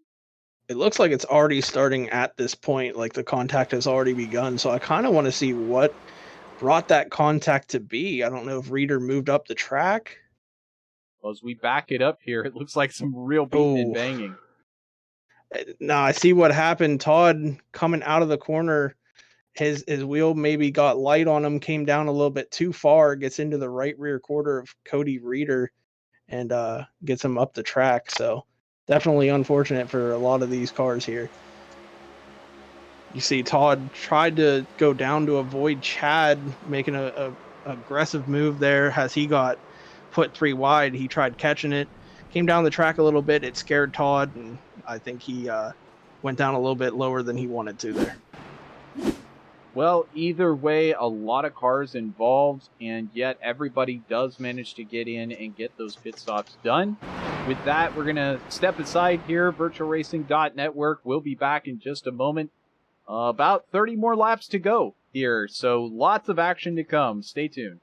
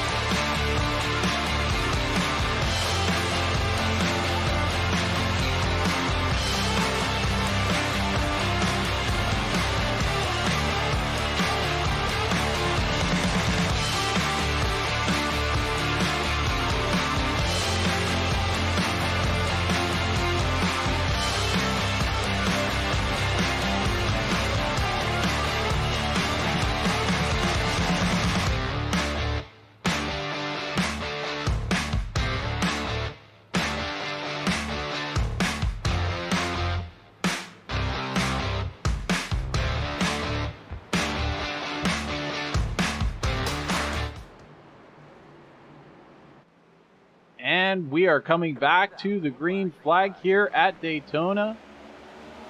Back to the green with Vincent Arthur in the lead. We've got Cody Hyde in second. Actually now up into first. Kristen Berry, Ronnie Norman, Hank McCulloch, and Doug Tuttle all in that top 5. And I'm not sure. I believe they can make it to the end. Do we have confirmation on that?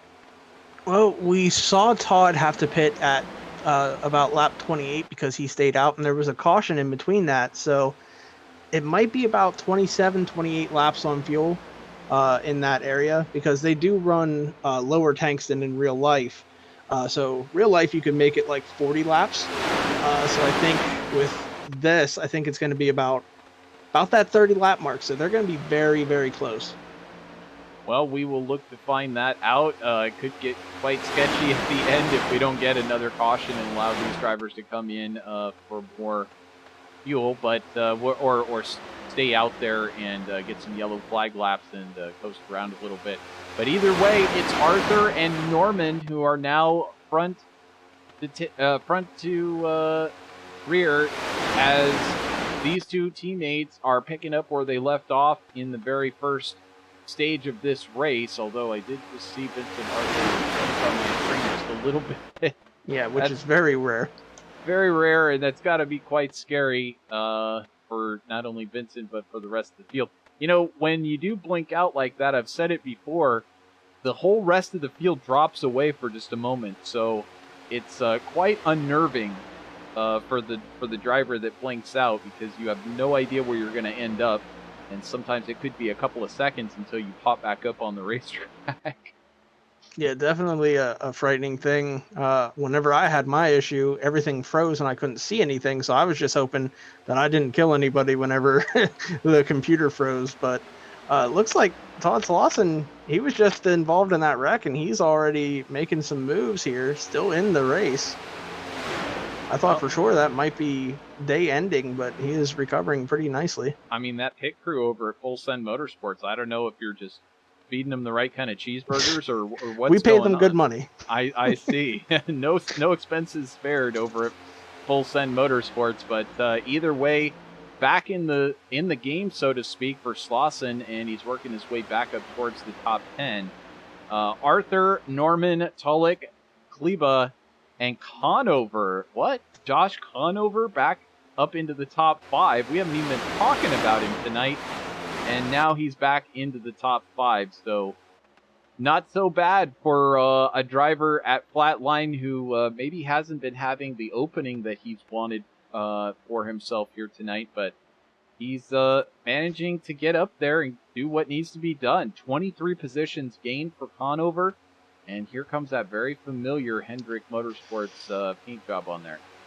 Yeah, and his strategy for most of the races that he does is just ride in the back for the first 2 stages and then be there at the end. And you can kind of tell whenever we take a look at the standings at the end of the race, his stage points are very, very low compared to the rest of the field. The only thing he's relying on is finishes at the end of the race.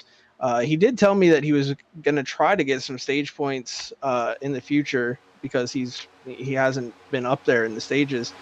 But today, I think with Daytona, his idea was stay in the back for most of the race, and then when it matters, put the hammer down, and you can see he's in the top 10 right when it matters. And that's the key to it. They don't give the trophies away for stage 1 and stage 2 win, but they do for that final one at the very end. So you want to make sure that your car is all in one piece at the end. And not sitting in multiple pieces on pit road. No matter how much fun it is to ride up there in the front or race side by side, there's really one time to get going, and that's when it's about 25 laps to go. That's when you want to be around that top 10, top 5 position. You can possibly take a shot at a win from there. So, as you can see, Conover sitting there in 7th. Kleba, who took the pole, he's currently sitting in 6th place. Cody Height and Jake Christenberry have taken over the front of this race. And Height, of course, took the stage number 2 victory. So Christenberry sitting there in 2nd. He would love to take this victory here at the end of the night. But 23 laps from now, I don't know if they can hold on to those top 2 positions. Yeah, there's definitely going to be some movement. And I think the run, you can see Vincent kind of starting to play with the run. The way you're going to have to get it is backing up to the guy behind you and getting a huge run on these two. And then what you'll see is Vincent jump to the outside when he's ready to make that move. But he's definitely going to lay back away from Christenberry and then get a huge run, probably on the backstretch, but you don't want to do it too late.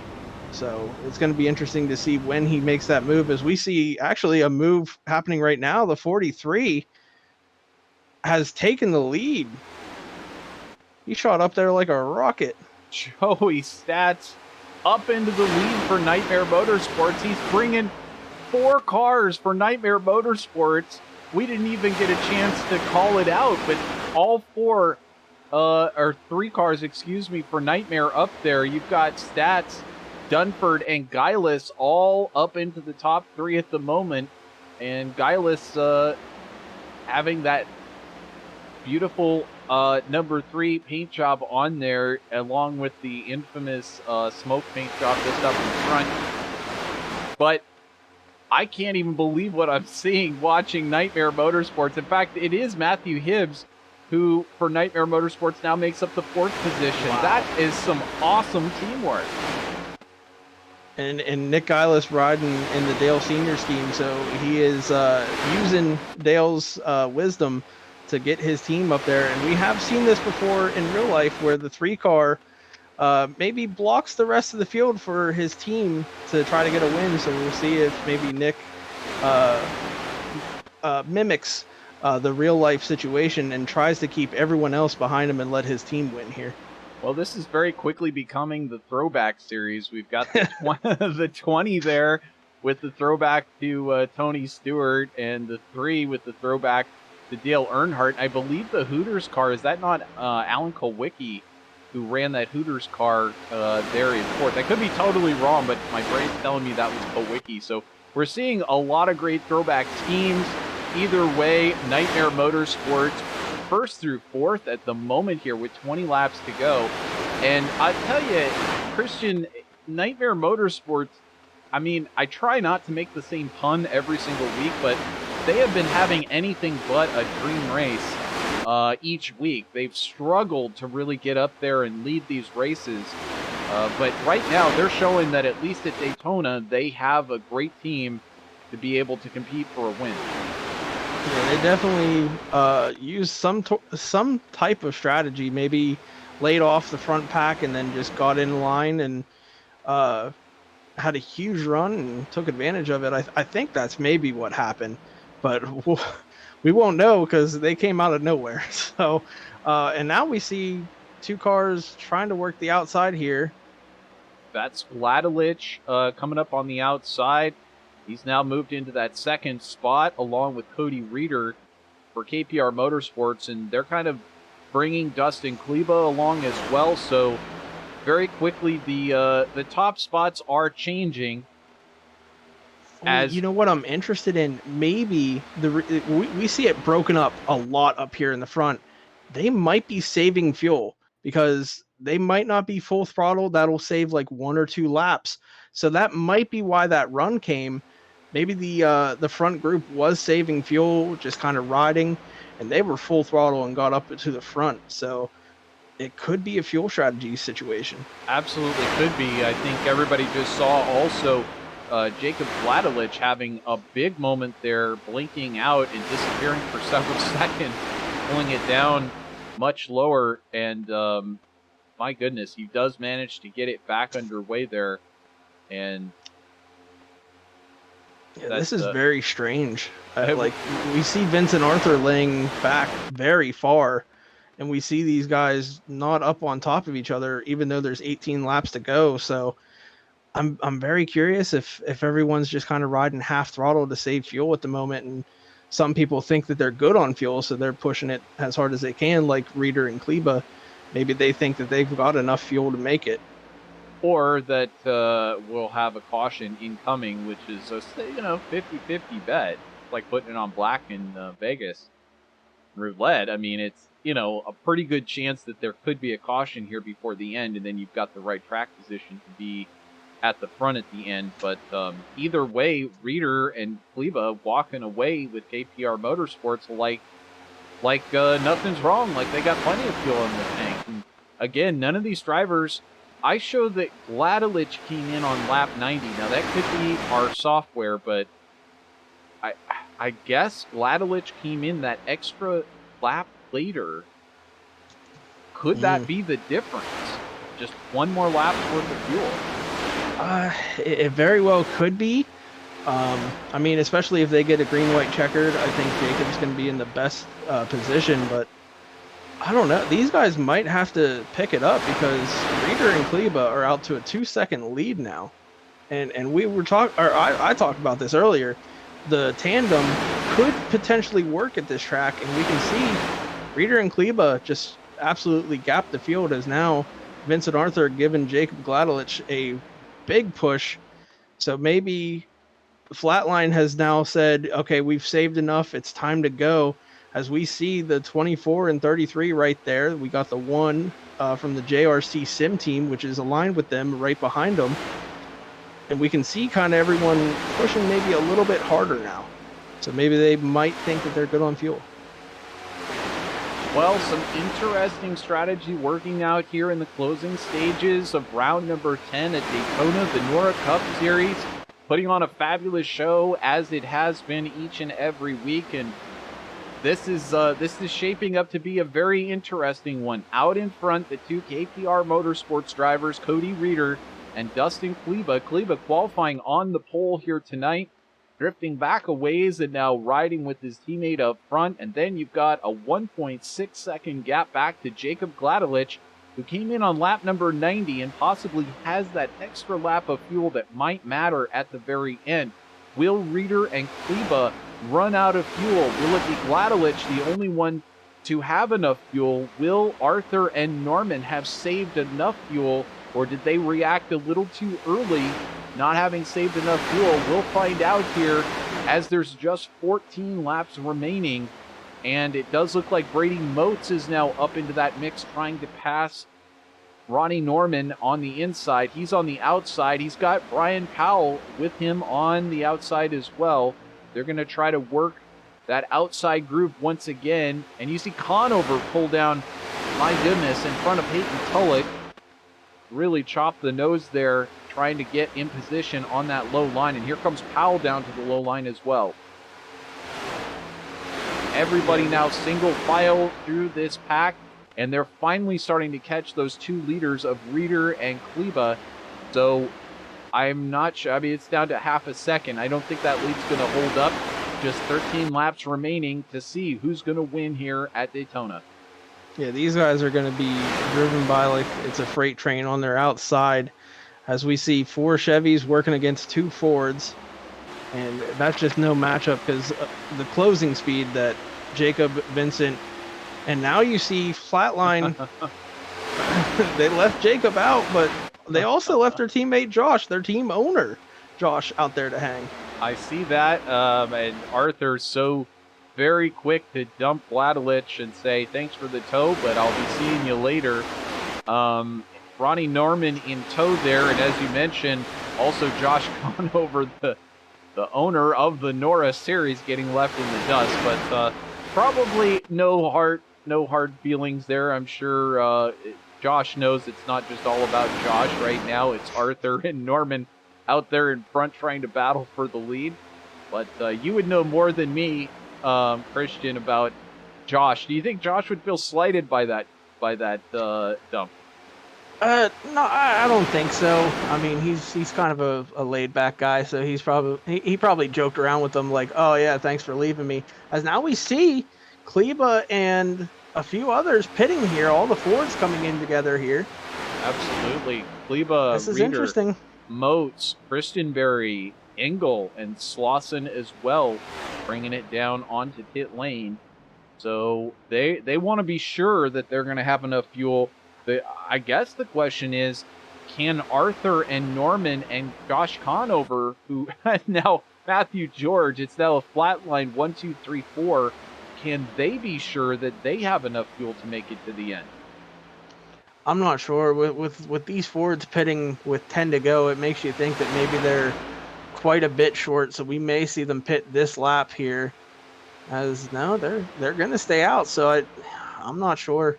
I'm lost. I don't know if you are too, but I'm lost. Well, now we're seeing the Nightmare Motorsports team head into the pits as well. We had trouble off of pit road.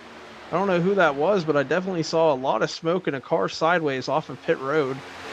So, and like I said earlier, you got to maximize your pit entry and exit, and these guys probably took fuel only, no new tires, and it's going to bring out a caution. We do have a caution, indeed, and so that was very interesting. I'm not sure, was that maybe Engel who had a moment coming off of the pit. It is, in fact, Engel, who is sitting backwards there in our shot.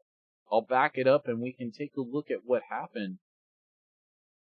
Oh, I can't even explain what happens to Engel. He did not take tires here. You can see the car is not getting lifted up, so he is on probably 40, 50 lap old tires, and whenever he gasses up,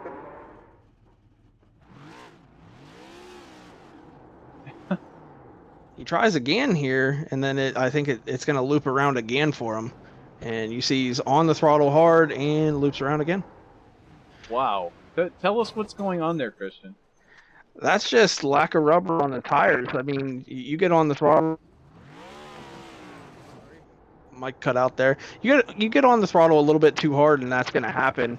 And it's not lack of experience. It's not anything like that. It's just practicing that situation, because all race you have so much grip on your tires, and then you pit, you take fuel only, you have no grip. So it's a completely different feel once you go out onto the track like that. Well, as a result, we're still seeing Nightmare Motorsports teammates way back there in 7th and 8th spot, and they are having to catch up. They're so far back. They're 20-plus seconds back of this lead group. And now we see Flatline Motorsports pulling it into the pits, and that is a sign right there they did not think that they had enough fuel to make it, because if they had stayed out under this caution and saved enough fuel under caution, they could have made it to the end. But this is a sign right there that they were possibly about to lose just due to being out of fuel. And this is going to work really well for those Nightmare guys, because they have already pit. They're good to go on fuel to the end. So they're going to be in control of the race now. And we'll see, because Kleba and Reeder are also going to be in the top 5. They pit early as well. So we're going to see who is going to be in control of this race. Kleba may be a lap down, or what is happening here? He has pulled up to second now. I'm seeing him in the top spot at the moment, with Stats in second, Hibbs in third, or is it Reeder in third? We're going to have to wait for that to clear out, possibly Reeder in third. They're fighting over the position at the moment. Nightmare might have been ahead of them as the caution came out, or maybe were faster at the time of caution. So maybe that's why it took Reeder and Kleba a little bit more time to get up there to where they were. So that could be the reason, but I'm just guessing at this point. Well, either way, when we come back to the green flag, everyone will have taken on enough fuel. We're going to see Vincent Arthur restarting from 8th position with Ronnie Norman just behind him. And Doug Tuttle, Matthew George, another one of the Flatline Motorsports, and Josh Conover of Flatline Motorsports back in 14th. But your top drivers are going to be Dustin Kleba, who took the pole position. He's back at the top again. Cody Reeder, who's racing for owner points tonight. Joey Stats in for Nightmare Motorsports. Matthew Hibbs as well up there for Nightmare Motorsports. And Cody Height, who won stage number 2, is up there in the top 5. Nick Geilis getting up in there as well. Brandon Dunford. All these Nightmare Motorsports drivers just suddenly emerging here at the very final closing. It was like 23 laps to go, and all of a sudden, here come Nightmare Motorsports to the front with a power move. It's just some amazing display of teamwork there to see them pull off that maneuver. Yeah, I'm going to be very interested to see which team is going to have the best strategy here, as we're going to have 6 to go on the restart. Kleba and Reeder chose the inside lane together, so they're going to try to control the bottom. But you can see on the outside here, it's Joey Stats followed by the 9 car, which is his teammate. And then you got 2 more, Nick Geilis, and then in the 20, you got Dunford. All 4 Nightmare guys lined up on the top side. So they're definitely ready to commit to the outside and try to win this thing. Well, I hope you're buckled down into your seats out there and ready for a showdown. We've got multiple teams represented. We've got the drivers that have been so great tonight, Arthur and Norman, sitting back in 8th place. Who will it be in another 7 laps, in another 6 laps? We're going to find out. We're back under green here at Daytona.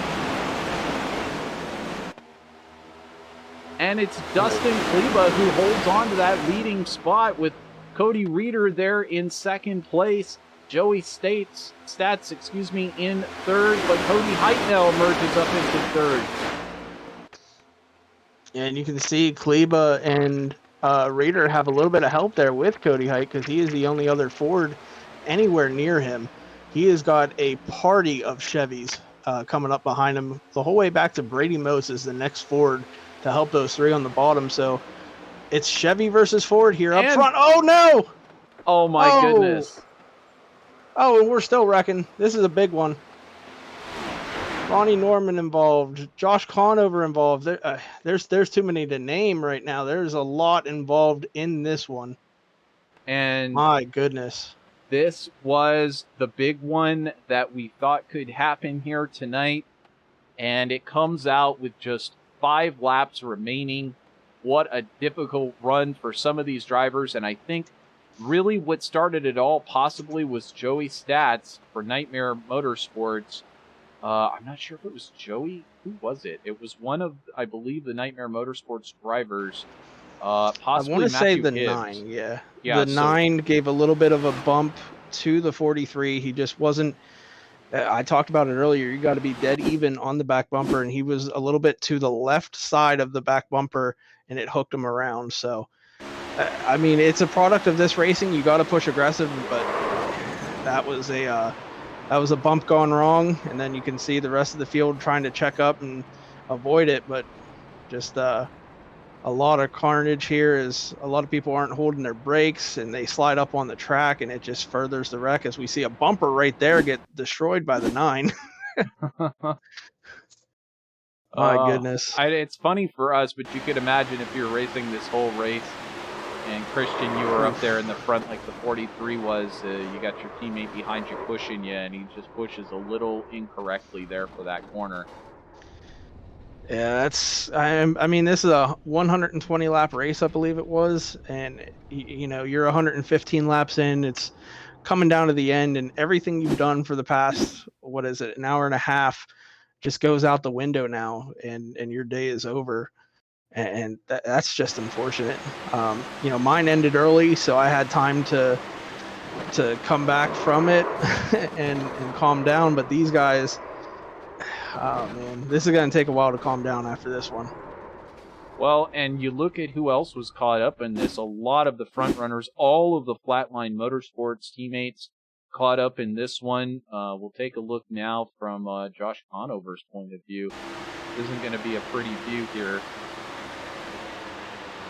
He sees it happening, checks up here, gets onto the apron, and then just gets a little bit loose and gets destroyed by his teammate Matthew George there in the door.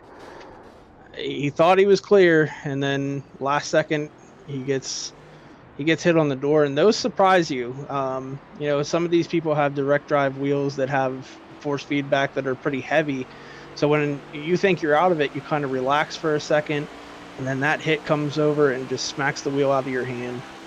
There have been, you know, people who broke fingers, twisted wrists, you know, even broken wrists from iRacing. So these guys do still risk injury in some sort, but it's obviously less rare than in real life.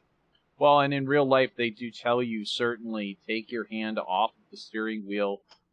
If you do get into an accident and you're headed towards a wall or anything, take your hands off of the wheel. You might end up with a broken wrist or worse. But there you can see Stats taking damage repair. Vincent Arthur still sitting on pit road. Here comes Josh Conover back off of pit road, just in front of the pace truck. Who knows whether he got that car completely repaired. Just in front of him, Matthew Hibbs as well. A number of these drivers just getting out in front of the pace truck. So that's good for them because they'll at least get a chance at possibly being able to work back through the field here. But Christian, we saw a lot of the favorites get caught up in that one, and now it looks like Kleba, Geilis, Reeder, Dunford, and Tulloch in that top 5. I can't believe that we're not going to see Vincent Arthur challenging for this race win. Ronnie Norman, however, is still out there in that number 33 for Abby Sweet Treat. Yeah, he did take a good bit of damage to, I believe it was the front or rear bumper. So he is damaged, but maybe not as severe as he thinks. So he's going to try to salvage it for a top 10 finish here. But this is going to be a unofficial green-white checkered, if I'm not mistaken. So we're going to have 2 laps to go. If we see the white flag, next flag ends it. It should be a checkered flag because we don't have cautions on the last lap. But if we don't see that white flag and another caution comes out, these guys can re-rack them as many times as we can. We might be sitting here for a good while tonight. So we'll hopefully we see that white flag here and we have a great finish to this race as we're coming to get the restart now. And it is, in fact, Kleba who will lead us back to the green flag in just a moment. We've got Geilis also right there. Cody Reeder going to be part of this one. Cody Height up in the middle of this one as well. Kleba looking like he might be able to take victory. He for KPR, and Cody Reeder just behind his teammate, looking solid in the middle part of this race and towards the end, and they're right there at the end. Is it possible for them to hang on? Will we see the high side start to work? It's Nick Geilis on that high side in the number 3, Cody Height on the low side, and it looks like Geilis not quite able to charge forward. In the meantime, Ronnie Norman back in 10th place, though I don't see him coming forward to possibly challenge for this win. Oh, here we go. We're going to start seeing blocking now as Nick Geilis going to pull out in front, but we saw Kleba try to jump up there and block as the white flag is out. Next flag will end this thing. Whether it's a caution or checkered flag is now Geilis way out front. He's going to block his teammate here in the 20. They're 3 wide behind the 20. There's a wreck behind us. No caution yet. More people wrecking. Absolutely. But the 3 and the 20, Hey, they have Tulloch. control of this race. And we've got another wreck as well. It was Tulloch who got taken out. Oh, another one. And another one. We're still wrecking on this race. Oh, we're going to have a good battle up here for the front 5. This is Geilis, the 20's Dunford, blocking. and Height. Dunford blocked. It's now Geilis trying to block. Height trying to take the outside. Will he get his first victory here this season? He's going to try, but no, it's Nick Geilis who hangs on there at the end. Geilis, Height, and Ronnie Norman comes out of nowhere to survive in the Annie Sweet Treat special to take third. Congratulations to him on salvaging a podium position, but wow, what a finish there. I think we're going to have to watch that one more time and see if we can tell exactly what happened there. But we'll go back and we'll take a look at the white flag and we'll see if we can tell exactly what happens to these drivers as we come through turns 1 and 2. Actually, we come through the start-finish tri-oval there. And these drivers starting to jockey around for position here on this final lap. You see Peyton Tulloch there pull it. Actually, that's not Tulloch. Another driver pulling it to the middle there. And that causes chaos as multiple drivers start dropping backwards. Then you can see the top 3 start to emerge of the number 3 car of Geilis and the 20 of Brandon Dunford, but Dunford drops. Look at this block. Beautiful. I know some people hate blocking, but that 20 blocked that perfect, and then the 3 tried blocking the 22, couldn't pull it off, and then Ronnie comes up and gives him a shot, and Nick Geilis is going to sweep Daytona this year because he won the Daytona Truck Series, if I'm not mistaken, and now he wins Daytona in the Cup. Well, either way, finally, Nightmare Motorsports gets into that winner's column, and with that, we are going to go ahead and bring up the final results from tonight's race here at Daytona. It was a stunner there at the end, but I I don't even have any words for it. It was wrecking, and multiple cars were taken out. Quite an amazing strategy. We're watching Nick Geilis do a backwards victory lap here at the Daytona. Good old Polish victory lap, made famous by Alan Kowicki. Well, in a retro paint scheme out there, Geilis does it. He takes your win. Congratulations to him and Nightmare Motorsports, who get a win on record here for season 2023, season 3 for the NORA Cup Series. Harper Motorsports, Cody Height. It's Cody Height on YouTube. He takes second place. Harper's got to be happy with that. And finally, Flatline. They look like they were lined up to take 1, 2, 3, 4 at one point. But fuel strategy playing an issue. We'll look forward to talking to Ronnie Norman and finding out what his take on the night's adventure was all about. Fourth place, going to Nightmare Motorsports, Brandon Dunford. He had a fabulous run tonight and joins his fellow teammate up there in the top 5, Nick Geilis. Dustin Kleba, he qualified on pole, and as Christian mentioned, he took a truck championship here. Tonight was not his night to take victory, but it was a heck of a night for Kleba to end up rebounding and getting top 5. Doug Tuttle taking 6 on his debut here on VirtualRacing.Network. Josh Conover taking 7th place. A great run for him despite getting taken out on that previous caution. Jake Christenberry in 8th for Prestige TRD. 9th to Jacob Vladelich for JRC. And Brian Powell for Brian Powell Motorsports in the top 10. Matthew Hibbs in 11th. Brady Motes in 12th. Peyton Tulloch in 13th. Cody Reeder in 14th. Todd Slauson in 15th. Chad Ingle in 16th. Keegan Bitzer in 17th, Matthew George in 18th, and Joey Stats finishes in 19th. Vincent Arthur, your points leader. This was not the night that he wanted to finish all the way back there in 20th. Jonathan Daughtry in 21st, Cameron Thompson in 22nd, Josh Curry in 23rd, Michael Robinson in 24th, Jason Conover in 25th, Christian Snyder, hey, that's a familiar name. Unfortunately, he doesn't want to see himself back in 26. We'll look forward to seeing Christian much further up the order as we go along.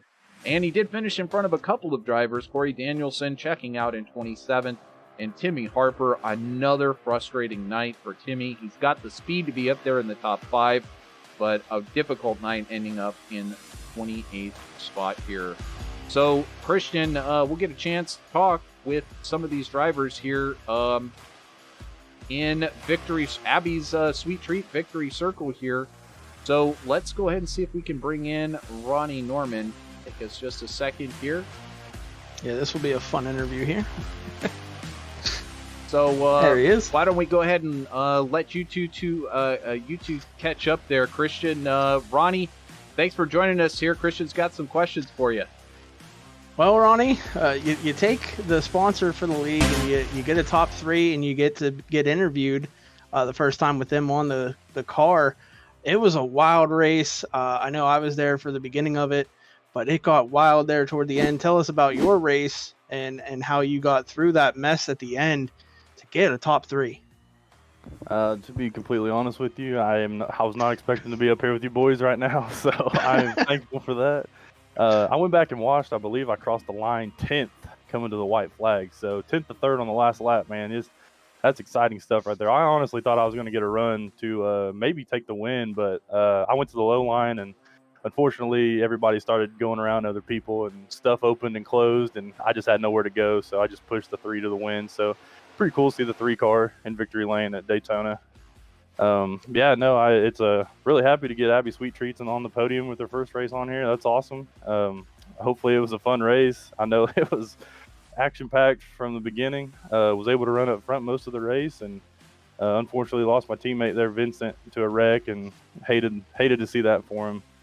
But luckily we were able to grab another podium and keep this podium streak going. I don't know how I've been doing it, but we've been able to make it work. And just really happy. I mean, we really thought we were done there after that caution came out, because we had to pit and everybody literally just pitted before that caution came out. So we knew we had to go to the back. So we just did a full service just to get everything ready to go, just to see what we can do to the end. And yeah, no, like I said, I really surprised I'm here. Congrats to Nick on the win and Cody in second. And yeah, no, like really happy with this.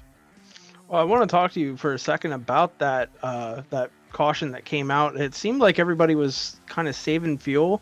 You guys more than I think the rest. Were you going to be able to make it had that caution not come out, or did you not save enough, or what was the situation there?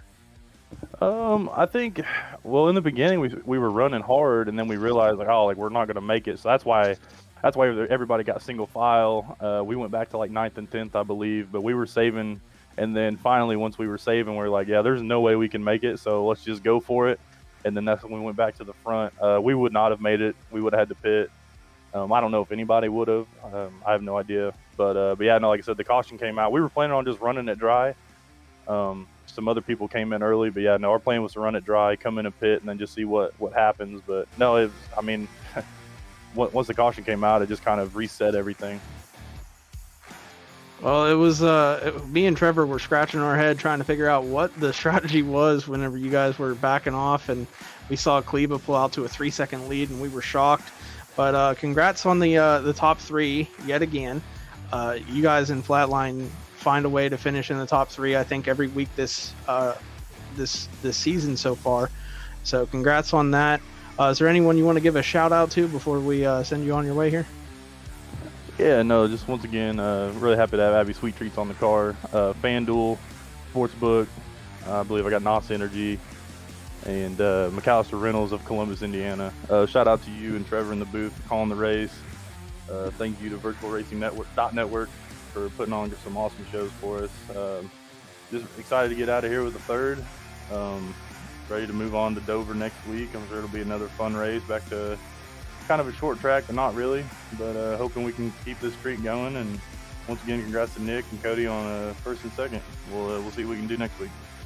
Trevor, do you got any final words for him before he leaves here?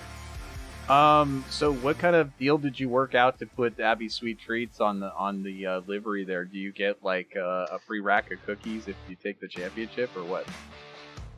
I don't know about that one, but we'll have to see what the fine print says. We'll have to go back through and read it, but I'm sure I'll get some cookies eventually. I believe Josh did get cookies from the YouTube or the chat poll last week, so I know he got his. He posted a picture of it in our group chat, so he got his cookies, so that's cool to see. And yeah, no, it's like I said, we'll get some eventually. We'll just hopefully maybe once we put the car in victory lane, maybe it'll change some things. Well, either way, Ronnie, awesome drive tonight. I know it's not the way that you'd want to do it, but because of the way that things worked out, you'll close in closer in that championship with Arthur dropping back. So we'll see what happens next week at another shorter track. Oh yeah, looking forward to it. All right. Well, Ronnie, congratulations. We'll see you next week, my friend. Thank you, Trevor. That's Ronnie Norman checking in with us. We appreciate your interview there, Christian Snyder. And now we're going to get a chance to catch up with our second place finisher, Cody Height, as soon as I can drag him properly into the correct room. Here he comes. There we go. And so let's go ahead and interview the second place finisher. And you know what? He won a stage tonight. I thought maybe the High Line was going to do it again. But hey, Cody, that was a heck of a show you put on. And Cody Height on YouTube must have been really banging in the chat room. People rooting you on. Congratulations on a second place, my friend. Hey, thanks, Trevor. Appreciate it. So let me ask you a question. Is it any coincidence that we didn't pull you in for an interview tonight, and as a result, you ended up finishing up towards the top? I don't think it was the commentator's curse last time. Well, either way, talk us through your night. What was it like tonight? We know there was a bit of survival there at the end. Did you think you had enough fuel? It looks like you were one of the drivers that decided to pit early thinking that you didn't have enough fuel. No, I was like 4 laps short, I think. I was saving pretty hard when a bunch of those Chevys got lined up and went flying around us on the outside. And then I decided to pit, and while I was on pit road, the caution came out at the absolute perfect time for me. And so you managed to get enough fuel. Now, those final laps were really difficult, cars flying everywhere. What did you see, and were you in the right place to not get swallowed up? Yeah, just barely. I was third on the inside line, and whoever was leading the outside line looked like he came down, and they touched doors just enough to send him back up to the outside. And when that happened, it was just chaos behind me. I think there was 4 of us that made it through there to start with, and I would just happen to be one of the lucky ones that was through it. Well, that was some fun stuff to watch, and of course, taking that second stage win, and then here tonight taking second place. This really did work out the way that you wanted it to. Unfortunately for the rest of Harper Motorsports, you're the top finisher, but nobody else really even remotely close to you, having to carry that banner pretty much all by yourself. But is this something that we can look forward to? We've seen you running great last week. We're seeing you up there at the front tonight. Is this something that you can carry on to next week? I hope so. I hope the trend continues, and Dover is one of my favorite tracks on the schedule, so hopefully we'll be talking again next week. Well, we'll certainly try to hold true to not interviewing you during the caution and causing curses or what have you, but we'll keep that superstition out of it. Either way, Cody, congratulations on a great second place finish. Anybody you'd like to thank for tonight before we move on? Man, just thanks to Timmy for letting me come out here and drive these Harper Motorsports Fords. Thanks to my YouTube chat, you said it a minute ago, Cody Hyatt, on YouTube. Just a pleasure to come out here and race these race cars. Absolutely. Well, Cody, you did it again here tonight. You got up there into the second place. There's only one more spot to go. Maybe Dover's the place to do it. Good luck next week at Dover, my friend. All right, I appreciate it, Trevor. And feel free to interview me if I win a stage next week. I'm not worried about the curse. Okay, well, we'll take you up on that, and we'll just see that all works out. I'm so nervous about it. You're not the first person either, Cody. I've done this many times. It's just one of those things. But either way, good luck to you next week, my friend. All right, man. I appreciate it. Thanks. So that's Cody Hite. He's got an optimistic attitude and not afraid of curses. And always great to have him with us here in the booth, and solid streamer over there on YouTube, Cody Hite on YouTube. Catch up with him there, leading the Harper Motorsports team here with the second place. And that gives us a chance to talk with none other than the driver who took victory here in the Truck Series earlier in the year at Daytona. And actually, Nick Geilis for Nightmare Motorsports. You know, there were 2 of you Nightmare Motorsports drivers who ended up in the top 5, but at one point we saw 4 of you with a commanding pass with about 20-some laps to go, and we really thought this was your race to win from the get-go there as soon as we saw that power move. Congratulations, Nick Geilis. Fantastic win here tonight, and a great run for Nightmare Motorsports. Yeah, thank you.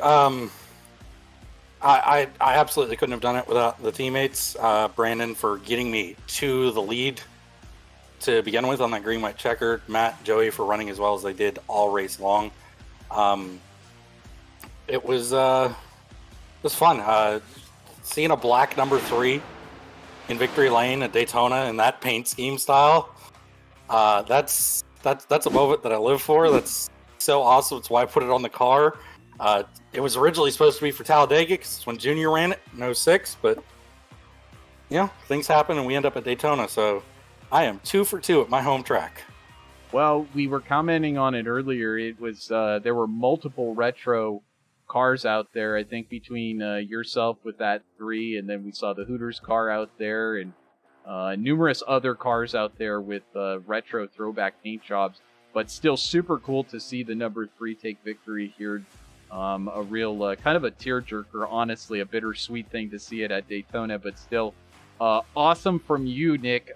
Has this just been a long time coming? We've been waiting to see Nick Geilis up there. You've been in the top 3, you've been in the top 5 numerous times here on VirtualRacing.Network. What seemed to click here tonight? And as you said, it definitely has to start with your teammates there at Nightmare. Yeah, I think it was just one of those things where I didn't get in my own way tonight. so many times I do get in my own way and just spin out, cause my own problems, hit a wall, whatever it might be. But super speedway racing, I tends to just click, especially in these cars. I love utilizing the side draft to hold position, even if I'm not getting bumped. Whatever I can do to just kind of stay up there. But I think I think we were good. I think no matter what, we were coming home champion. I think even if the 22 doesn't try to jump out of line, I think he just hits me square on the bumper and I pull away.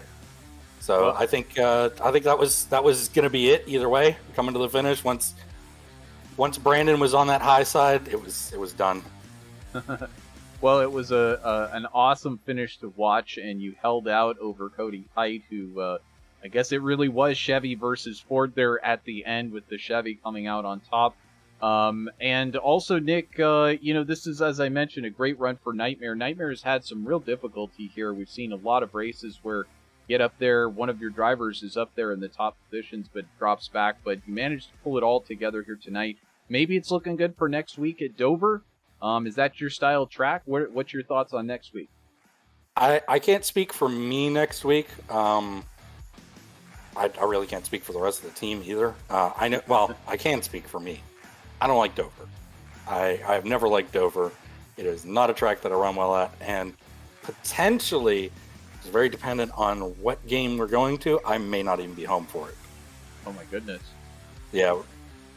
Well, it's that's a very interesting story, and of course, part of the championship here in the NORA Cup Series. One week you're at a dirt track, the next week you're at a short track, the paperclip. The next week you're at a speedway like this, a super speedway, and then the next thing you know, you're back at another short track. But either way, awesome to have you with us tonight, Nick, and you showed your real capability, certainly at a super speedway, but I'm sure we'll see you back in victory lane before too long, my friend. Yeah, I hope so. Anybody else you'd like to thank before we close out the broadcast tonight? First and foremost, I want to thank you guys for being up here broadcasting. The broadcast each and every week is fantastic. Absolutely love going back and watching it, as I know a lot of guys do. So thank you guys for doing what you do. It is fantastic to have. I want to thank Josh for setting everything up, being the main head honcho here, as well as the rest of the admins, all of us that are involved. I want to thank my teammates for putting on a great race and doing the best they could. And most importantly, and I think he deserves it, I want to thank Ronnie, because if it wasn't for him giving me a shot through the tri-oval, I think the 22 might actually have had it. But he had nowhere to go, and I got the bump in the back, and that was all she wrote. Bow tie for the victory. Absolutely. Well, Nick, fabulous. You had a lot of help to get there tonight. Some teammates, even one who wasn't your teammate, but either way, you end up in Abby Sweet Treats victory lane. Congratulations. Absolutely. Thank you, guys. Out of Lake City, Florida, just down the road from our headquarters here in Panama City. So great to be with Nick Geilis here in Abby Sweet Treat victory lane. So that is actually the end of our broadcast here tonight. And that gives us one more chance to talk about the one and only Abby's Sweet Treats. Of course, artistically designed and so good and so sweet. It makes you feel great on the inside. Abby's Sweet Treats, you can see them there, Easter cookies. She was posting cake pops and fudge brownies and all kinds of good stuff over on Facebook. Once again, the NORA Cup Series presented by Abby's Sweet Treats out of Plymouth, Minnesota. The phone number is 812-264-1624, abcobb@gmail.com. They're on Instagram, Facebook, Pinterest, and Twitter. Catch up with them, head on over there, order yours today, and they'll be shipped to you no matter where you are in the United States. So great to have them on board. And Christian, this was this was just an insane kind of race. We saw all kinds of different strategy here. What's your final take on the night, and what do we have to look forward to at Dover? Well, Dover coming up, that's going to be a great race. You know, a lot of history at Dover for this league. I think this is the 5th year in a row that they're going to be racing there. So everyone seems to like that track a lot. But tonight, man, it was that was an exciting finish. One of the most exciting plate racing finishes we've seen in a while here in NORA. Obviously, we had the tie at Atlanta at, I guess you could call a super speedway. But this one, very close finish. You know, a last lap pass there for Guileless to win it. It's this type of racing, you know, for 119 laps, it might get a little boring or messy. And then you get that last lap that's just incredible. So these guys did a great job tonight. And, you know, Nick Guileless able to sweep his home state, like he said. Did not disappoint. Guileless able to sweep the home state, and Height with a great night to remember. Ronnie Norman with a fabulous comeback run there for Flatline Motorsports to salvage something, which is just crazy. So with that, I'd love to thank Christian Snyder for joining me up here in the booth. And Christian, we're going to see you out there for the next race at Dover? I will not be racing, but I may join the broadcast next week. Well, that would be welcome as well. So either way, we'll look forward to that. And certainly we have our own thanks to say. Thank you to all of you out in the YouTube chat land for joining in each and every week. Thank you for checking in with us. And of course, Morgan Payville, appreciate your support, dear. Love you as well. And everyone else who joins us, hey, make sure to subscribe if you're not already subscribed. Hit that like button and hit the notify bell. Until next week at Dover, I'm Trevor Greenfield signing off. This has been another production of VirtualRacing.Network. Until next time, so long, everybody.